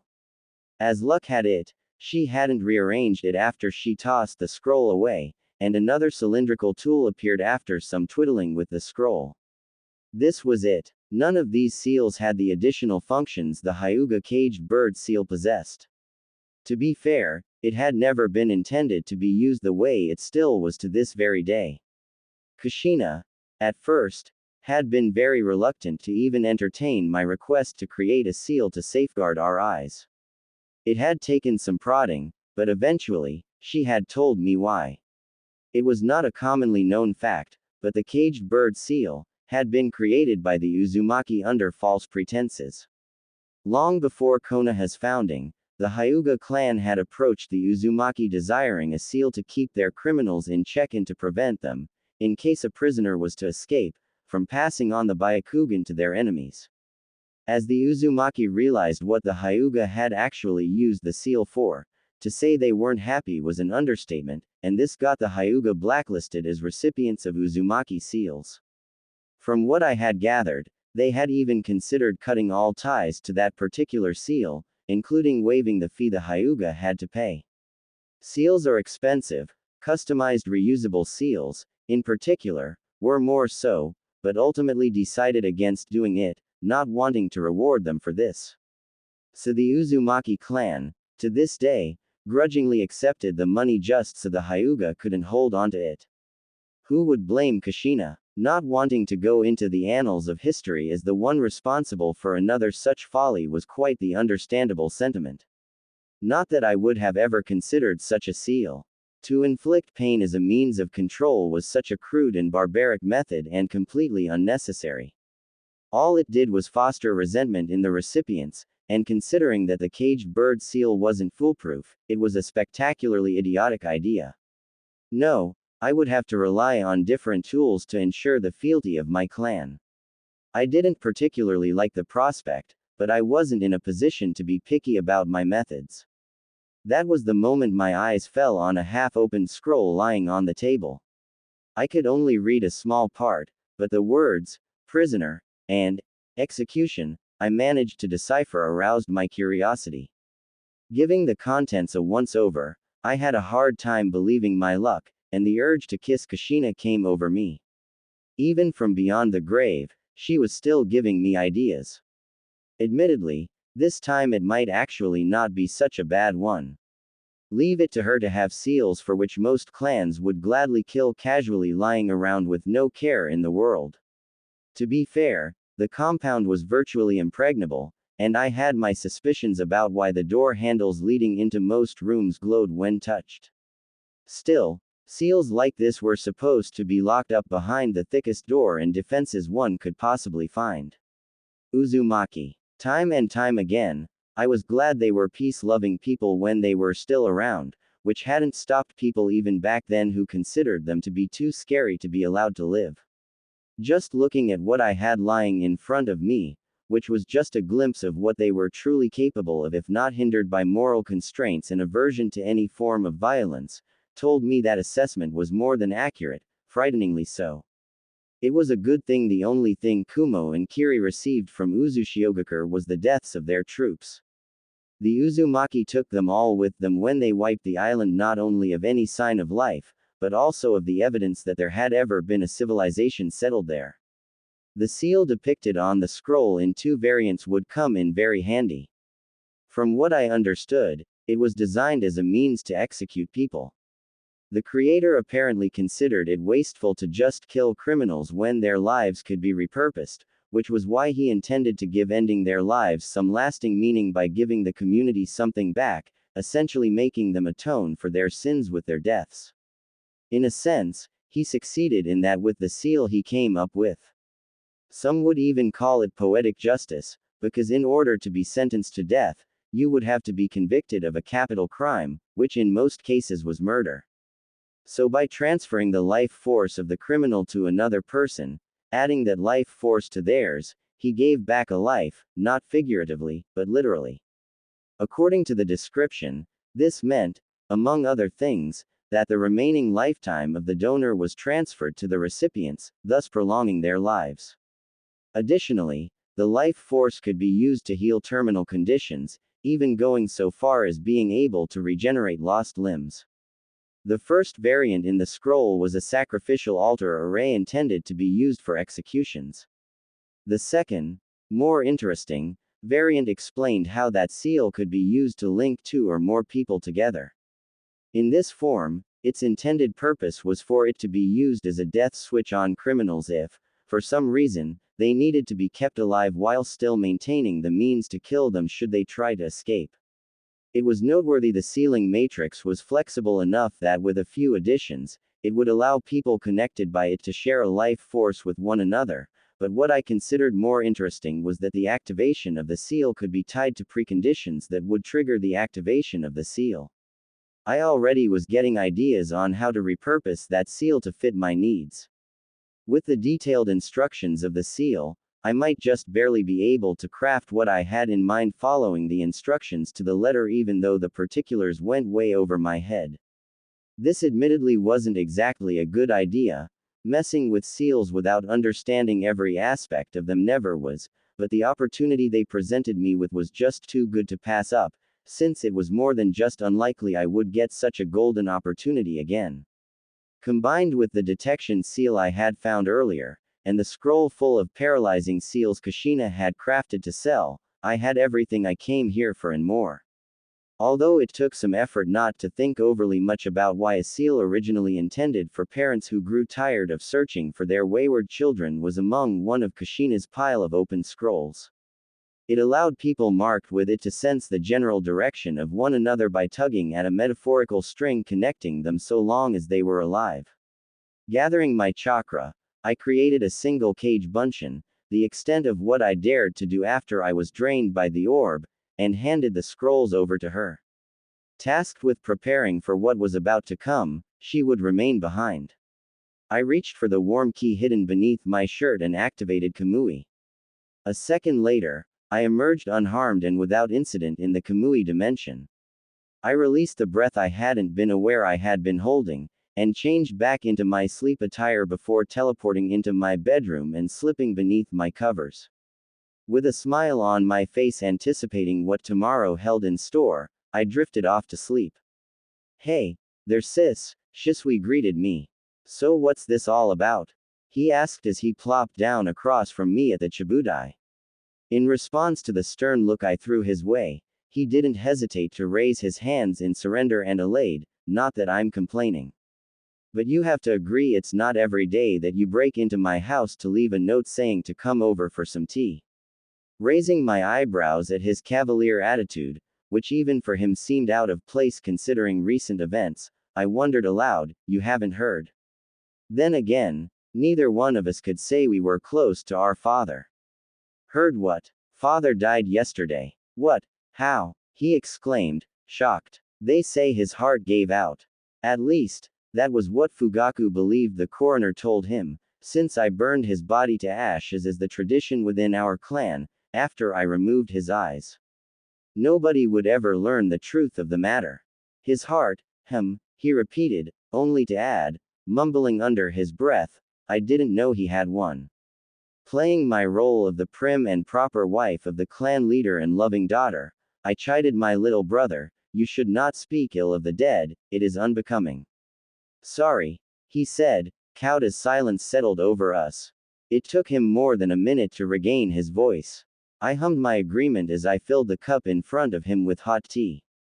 I know father and I didn't have a good relationship and that we weren't close. Hell, I'd say we weren't even family. A sentiment we apparently had in common, little brother, I thought. After all, I was just the spare, the second born, who couldn't hope to live up to his expectations.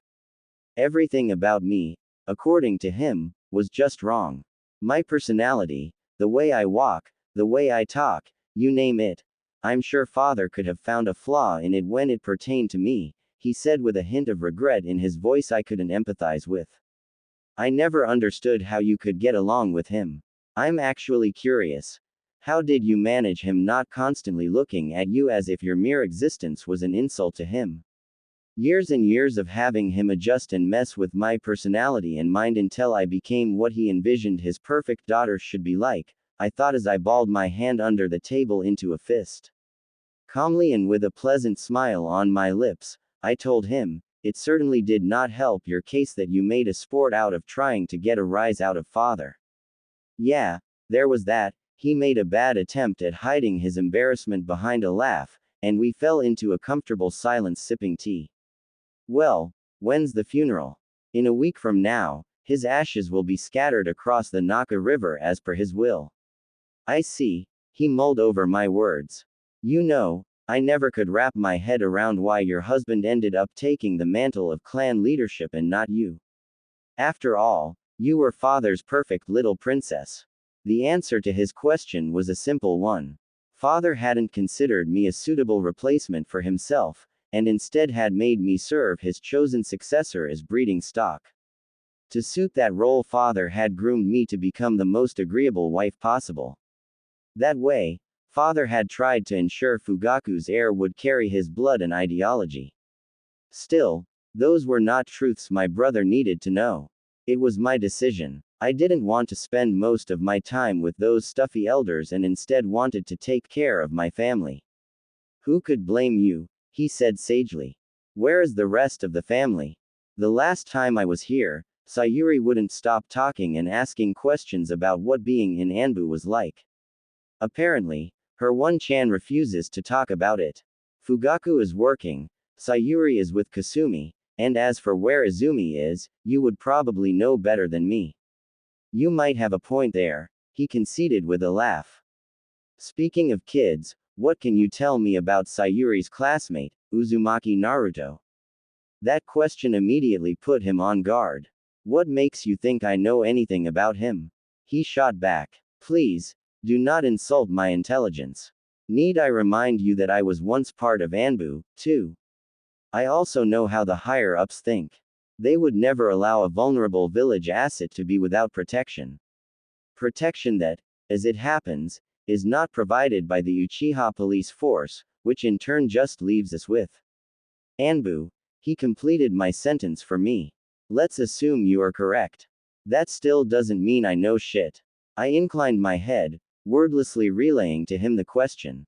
Really? This is how you want this to go down? No, it does not if we were talking about anything else than Uzumaki Naruto. As I mentioned earlier, little brother, I wore an animal mask myself. I know how popular those missions within the village are, for obvious reasons, and that for the sake of fairness, there is a rotation in place for all low-risk recurring missions. A mission like guarding the village Jinchuriki certainly enjoys great popularity with your comrades, so let us try this again. What can you tell me about Uzumaki Naruto? Why the sudden interest, one-chan?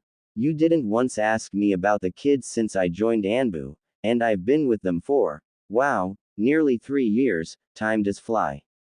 I recently regained my freedom and am interested in the well-being of my godson, who turned out to be my Kain was on the tip of my tongue. Instead, I said, father's death made me reconsider some of my life choices. It did. He had trouble containing his surprise at my statement. Don't tell me you also are going to divorce Fugaku, he joked. Of course not, I said in fake indignation, he is the father of my children. He deserved so much worse for his part in preventing me from taking custody of my Naruto. If not for him running to my progenitor when I had made my intentions clear to get him to talk some sense into me, Naruto would have grown up calling me his mother. Right, he drawled, you do know that getting rid of him doesn't change that. It would also allow you to depose him. You couldn't be a worse leader if you tried, he added playfully. I saw it for what it was, an obvious attempt to blunt the edge of his prior statement. It was hard not to notice that he seemed awfully interested in a change of leadership. Given his strong dislike for politics, it seemed my suspicions that my little brother was a spy weren't completely unfounded. To be fair, he had a point. In an ideal world, different leadership might be able to avert the village and the clan clashing. Realistically, if I were to take over the clan and make inroads in that direction, the hardliners within the clan would undoubtedly try to kill me. Since this would mean they had to cross the line of going against their own family, they would take care of Shisui at the same time. I was confident in my skills, but I was also aware that there were countless other ways to be killed besides getting a kunai rammed into your throat. It wouldn't be the first time that motivated shinobi succeeded in bringing someone said to be impossible to beat in a fight down via some exotic means, and the clan, Fugaku most likely leading the charge, would be very motivated. So, no, little brother, that wasn't actually a viable option, not for me. The only one who would profit from that would be the village by pitting the Uchiha against each other in order to prevent them from starting a civil war with the village. It could work at least for a time, and it would allow them to pick up the pieces, or, if they were bold enough to violate the Konoha charter, support one side over the other. I had no interest in becoming the village's patsy or puppet. I had already had enough of that to last me several lifetimes. Nevertheless, he was playing a dangerous game, voicing those thoughts to the wife of the current clan leader. Especially considering his status as a spy. It was reckless, but then again, when wasn't my brother? Although, I doubted he had done that to gauge my loyalties. I know what you are doing, I chastised, stop trying to change the topic and answer the question. Taking his time scrutinizing me, he eventually dropped his shoulders, eased the tension, and sighed, well, I guess there is no harm in telling you. I don't think you would hurt Kushina's kid, but please keep what I tell you to yourself. The last thing I need, at the moment, is being dragged before Dragon cuz I mentioned some irrelevant tidbits of info over tea with my sister. In response, my brother received the best encouraging smile I could manage while internally I was seething. The impertinence of him to even consider me capable of hurting my Naruto. I had half a mind to remove his intestines through his nose for that slight. Where to start, he considered as he thrummed his index finger against the Chibudai. He's a good kid. Kind, boisterous, exuberant, and, just like Kushina, has a verbal tick. He's also smart, alarmingly so. Contrary to what the academy instructors write into their report cards about the QB brat. They're the ones sabotaging his education by removing him from class for made-up reasons. Under the Chibudai, my fingers painfully dug into my thigh. I've never seen anyone come up with traps on the fly the way he does for those pranks of his. Using only the materials he has at hand, it's frankly mind-boggling. The sophistication of some of them is unbelievable. To say he had a talent for them is the understatement of the century. He's that good. I wasn't surprised there were quite a few overlaps between making a trap and crafting a seal, as both required the imagination and creativity necessary and the ability to piece it all together. He was shaking his head at that point. If only it would be acknowledged as such. What do you mean? I asked, dreading his answer. There's no easy way to say this, he mused, the kid is ostracized. Pretty much any adult he interacts with treats him like shit, no doubt blending the kid and the monster residing in his seal into one entity. This wouldn't necessarily be a problem if not for the children unconsciously mirroring their parents' behavior, if they are even allowed to get near him to begin with. As you can imagine, the result of this is that he doesn't have a single friend to his name. Some of the clan kids tolerate his presence, probably because their parents aren't morons and taught their kids better. But peer pressure at that age is nothing to scoff at. Those pranks of his I mentioned are, for the most part, aimed at people who slighted him in some fashion. Some would credit that to a vindictive streak in the kid. But I don't think that is really the case. I think it's just a means for him to cope, to turn a sad experience he suffered at the hands of someone into a happy one, with the probably intended side effect of excluding the people who wronged him in a similar fashion. Also, it attracts attention towards him, which he's starved of, so he might already be at a point where he's willing to draw the bad kind of attention rather than getting none at all, he surmised, and I couldn't argue with that. It made too much sense for it not to be true. Basically, my brother continued, the kid only has a few people in the village who treat him like a person rather than a plague, that ramen chef and his daughter among them. Although, it might be because he's their best customer, he added with a smirk. Sometimes I wonder if the kid eats anything besides ramen. Tuki, I spurted out, realizing that I hadn't been there for a bowl or ramen since Kushina's death. She was the one who dragged me and Minato there nearly daily to worship the best food ever made, as she liked to put it. Yeah, how did you know? It was Kushina's favorite. Ah, he said, scratching his cheek, that makes a sort of sense, I guess. After a short pause he continued, the sole other positive relationship the kid has is with the third. He calls him old man, the cheek of that kid, he said laughing. Hearing that conjured a soft smile on my lips. Kushina was the same, not caring for titles or social standing. Sobering up a moment later, he said, the troubling thing is, I'm pretty certain this all is by design. I know for a fact that at least 3 people came back from guarding him and informed the Hokage about the worrying degree of isolation Naruto had to endure without effect. Well, that may not be entirely true, to be fair. The ones who brought it up were barred from taking that mission again, and the next day the Hokage gave Naruto a short visit. I think they're conditioning him, limit positive relationships with him to a scant few, and he'll latch onto those that remain that much harder. Eventually coming to consider them as his most precious people, willing to do anything to make them happy, I concluded. They were doing the same thing to him my father had done to me, just without the means of Kotoamatsukami. If I didn't already have a plan in motion already that, as an unintended consequence, would result in getting my Naruto out of that situation, I would be on my way to have words with Hiruzen, heated words with some sprinkling of fire and carnage. Yeah, pretty much, he agreed. Where is he living? I asked. The grimace at the question on my brother's face was telling, surely he has a caretaker. He is still just a kid, even though our village seems to forget that quite often. Tell me about it, he said bemused, but unfortunately not. He's on his own, and as I understand it, the only reason he isn't living in the orphanage until his graduation, as is usually the case, goes back to some kind of incident. I'm not privy to the details since the incident predates my joining of Anbu. I only know whatever happened was enough for the Hokage to give him his own 2-room apartment on the eastern edge of the civilian district. You mean to tell me he resides in that rundown part with all those abandoned warehouses? Is there even anyone living there? Not really, he shrugged, it makes keeping an eye on him easier. What he implied in that statement without outright saying it was that it also made it harder for him to interact with anyone. Thank you for telling me, little brother. Don't sweat.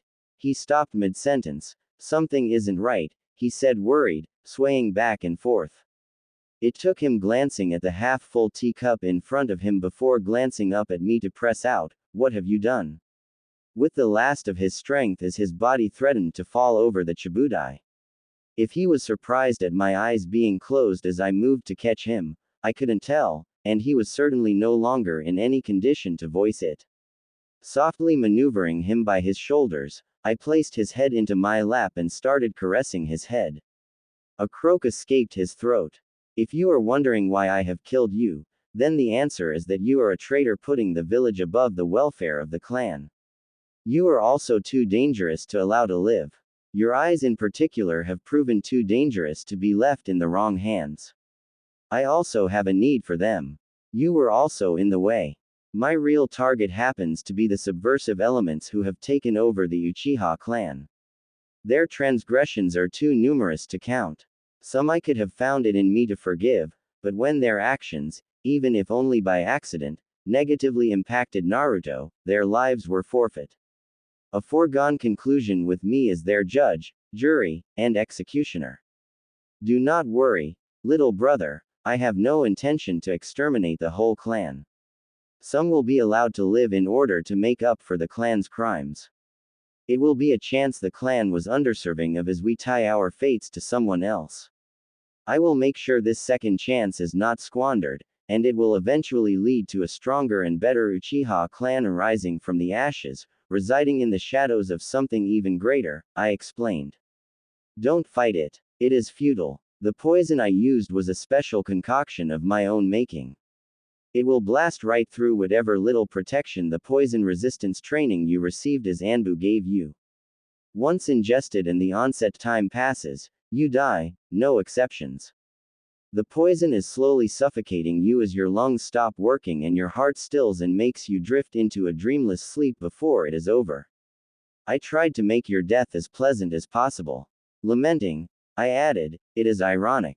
It was me who first held you when you came into this world, and it will be me who holds you when you leave it. Am I not a good, dutiful sister, little brother? I raked my fingers one last time through his hair when I noticed his heart had stopped beating and he was already dead. I bowed down and gave him a kiss on his forehead, whispering, "Sleep well," before I sat upright again. I then removed his head from my thighs, unwilling to risk exposing myself to an attack from him somehow clinging to life, faking his death. Patiently waiting for an opportunity to strike, I kept my eyes closed.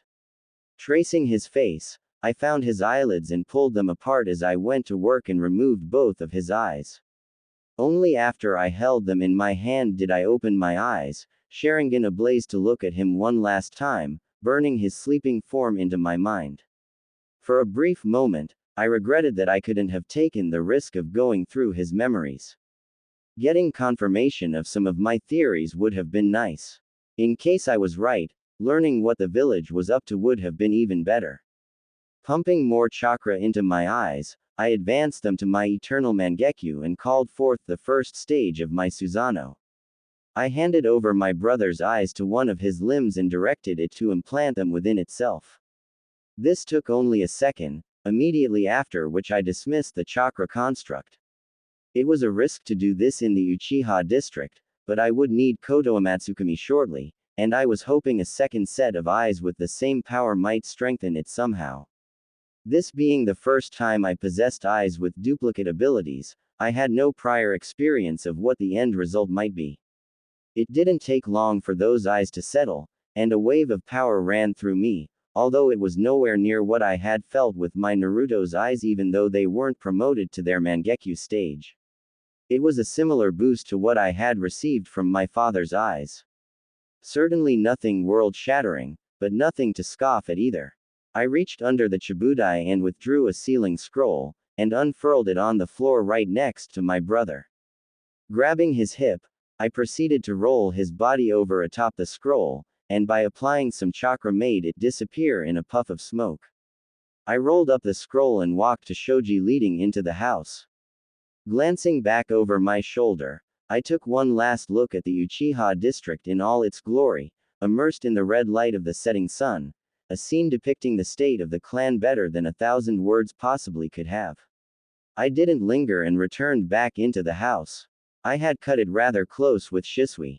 There was not much time left until the start of the clan meeting set to take place right after sundown. Nonetheless, it could not have been helped. If I had taken care of him any earlier, his sudden disappearance might have been noticed and spoiled my plan, which I obviously couldn't allow. I made my way to my room and stripped down to my underwear, discarding my apron, blouse, and plum skirt onto the floor. I wouldn't need those clothes, the ones my progenitor and husband had made me wear, any longer. They were a symbol of my oppression, designed to show off nothing more than my departure from my life as a shinobi. I was more than happy to finally be rid of them. Tonight called for something special, something appropriate to be worn on such a joyous occasion.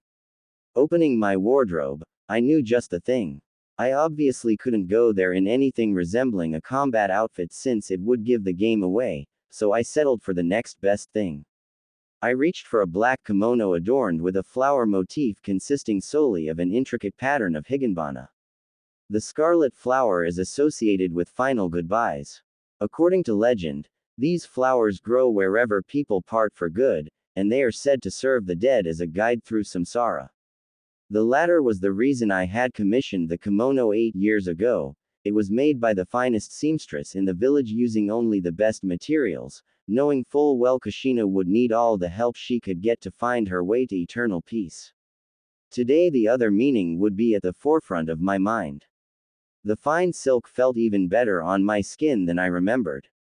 Stepping in front of my full-length mirror, the kimono fit perfectly, just like the last time I had worn it.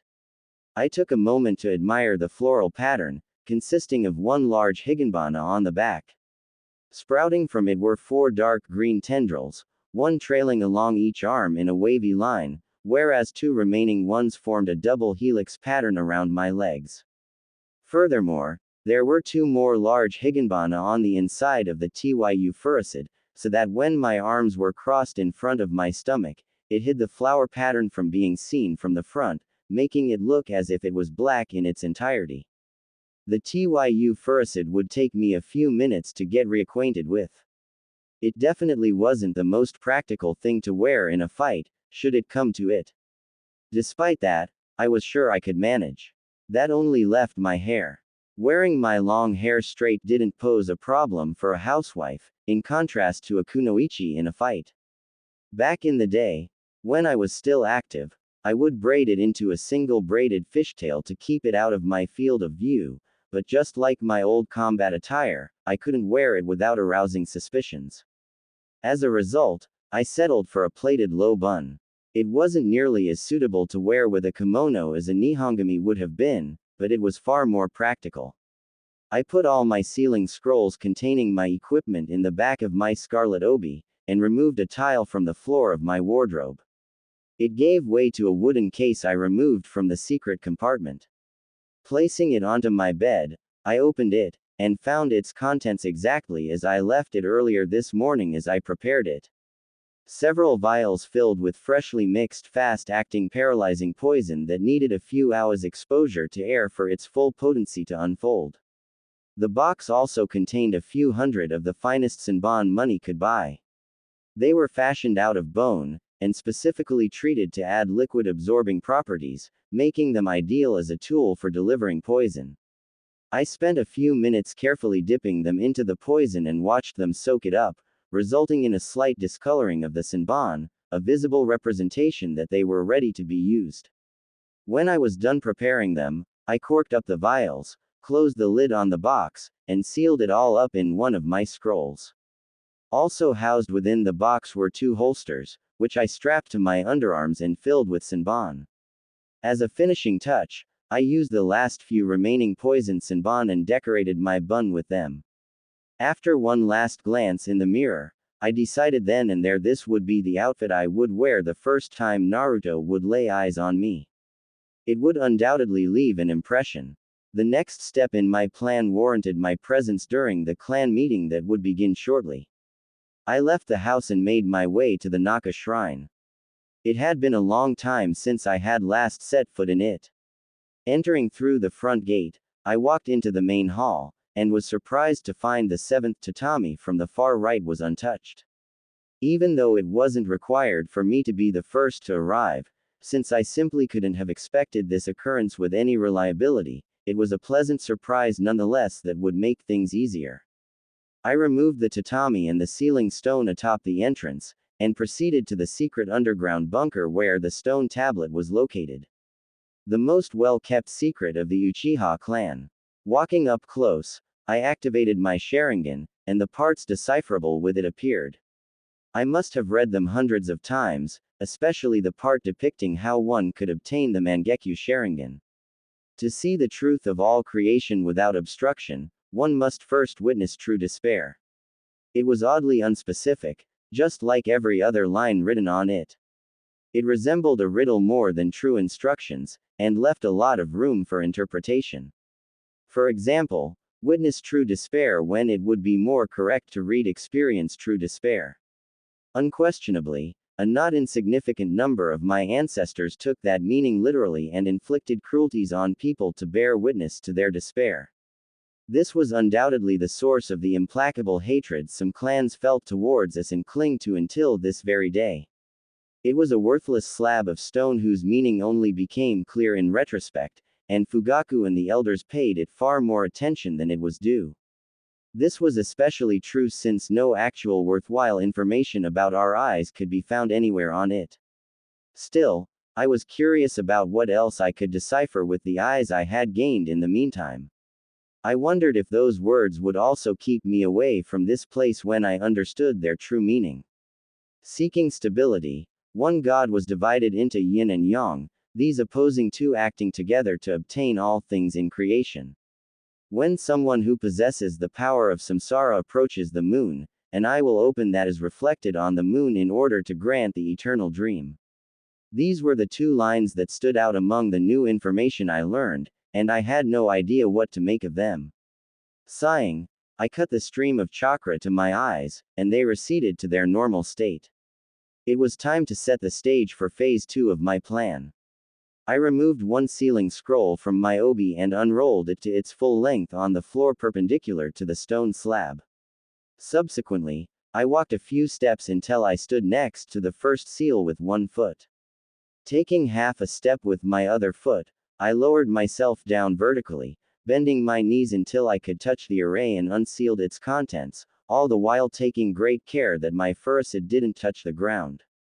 In front of me appeared a small chabudai, a pot filled with water, a kyusu, an assortment of different tea in small bowls, and a large tablet taking up half the space filled with teacups on top of chataku. With another touch, I activated the heating seal at the bottom of the water pot.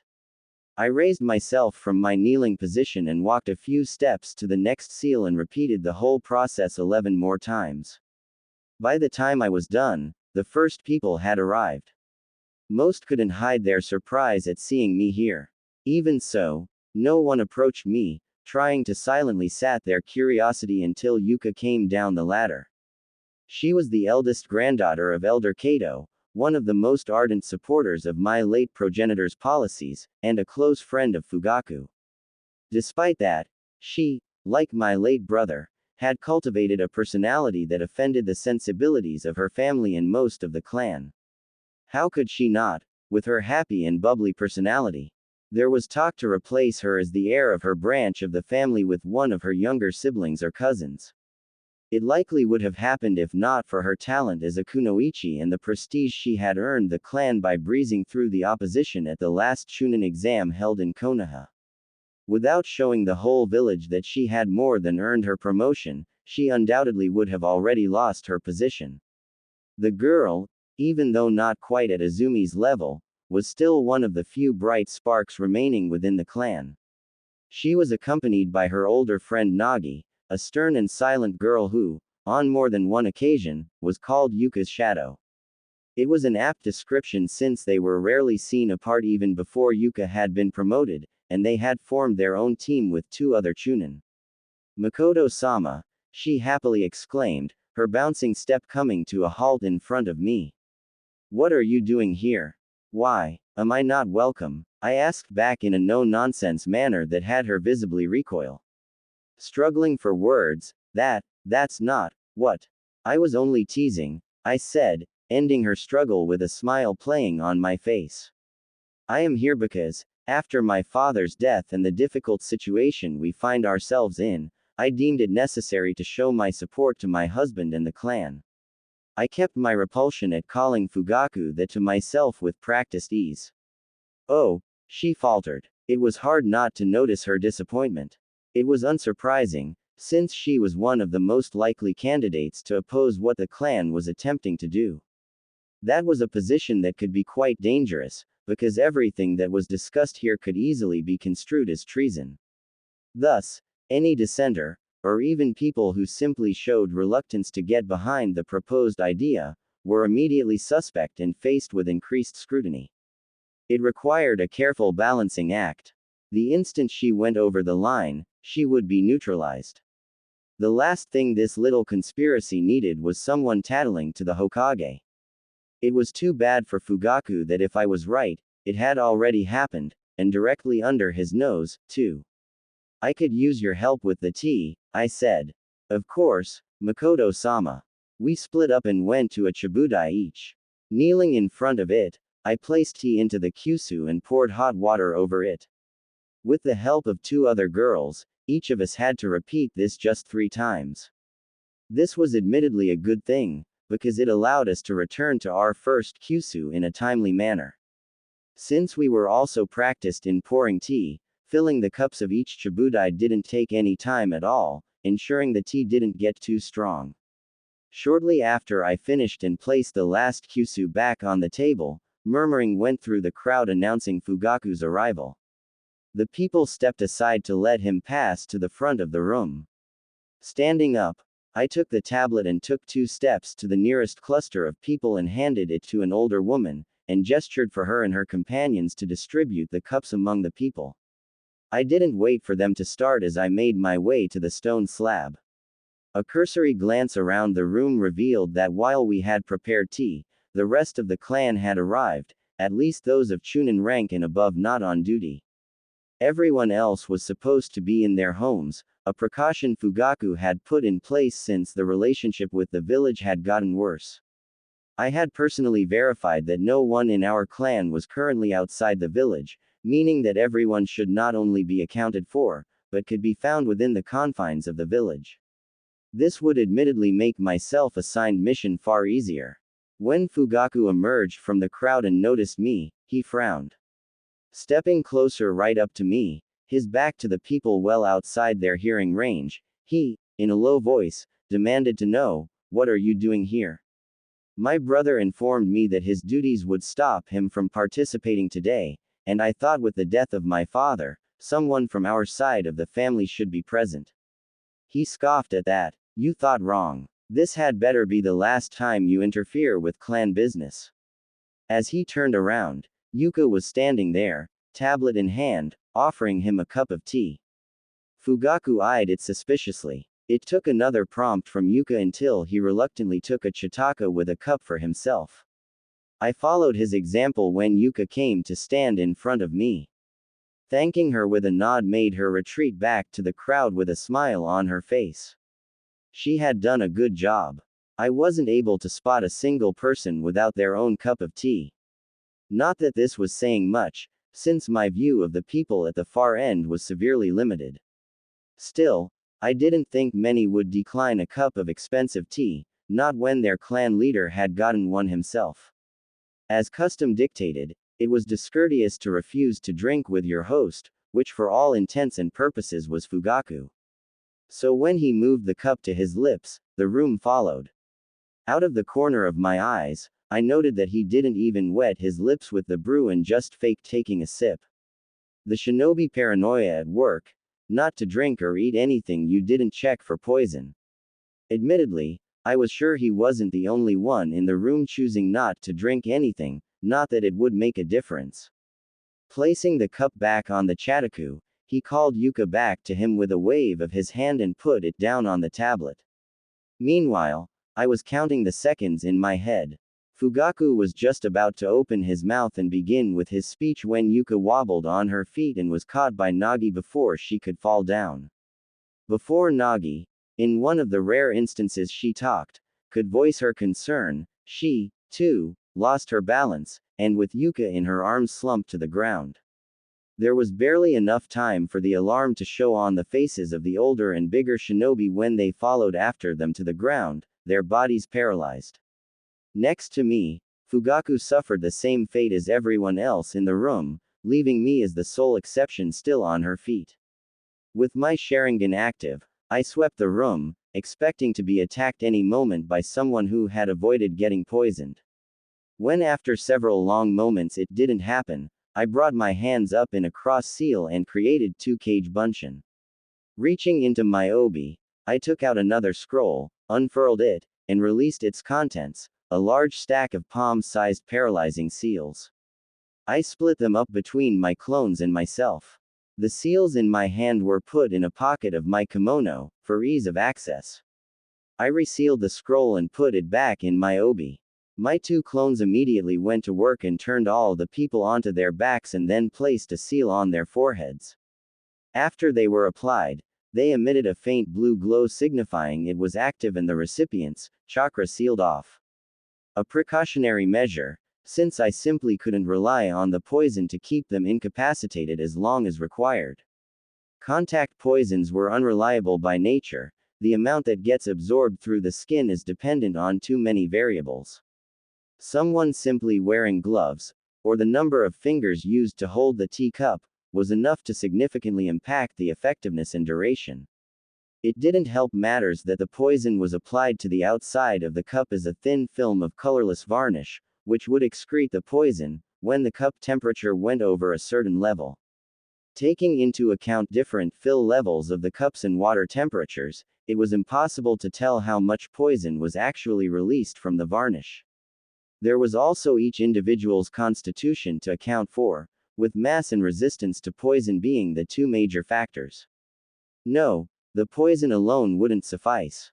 I followed behind my clones as they worked through the room and gave every person with a seal a cursory medical scan and sorted them accordingly into two categories before I stored them in my Kamui dimension.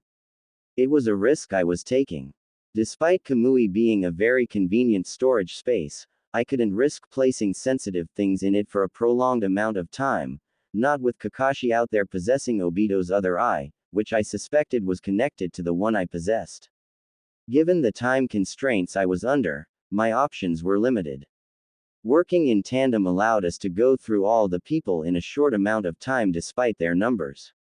When the clones were done with their task, they began removing all the remaining evidence, the cups, spilled tea, and dropped items. They were still doing that when the last of the prisoners vanished in a swirl. There was just one last thing left to take. With measured steps, I made my way to the front of the room. In spite of my aversion and the questionable usefulness of the stone slab, it was still a relic of our clan, and without all the Sharingan firmly under my control, I couldn't risk leaving it behind. Someone might actually be able to make some sense of it. Placing my hand on the stone, it joined the prisoners. I gave my clones one last look over my shoulder. It wouldn't take them much longer to finish. This would leave them free to raid and collect all the clan members who weren't here or on duty today, mostly children and the elderly, and the rest of their and the clan's valuables.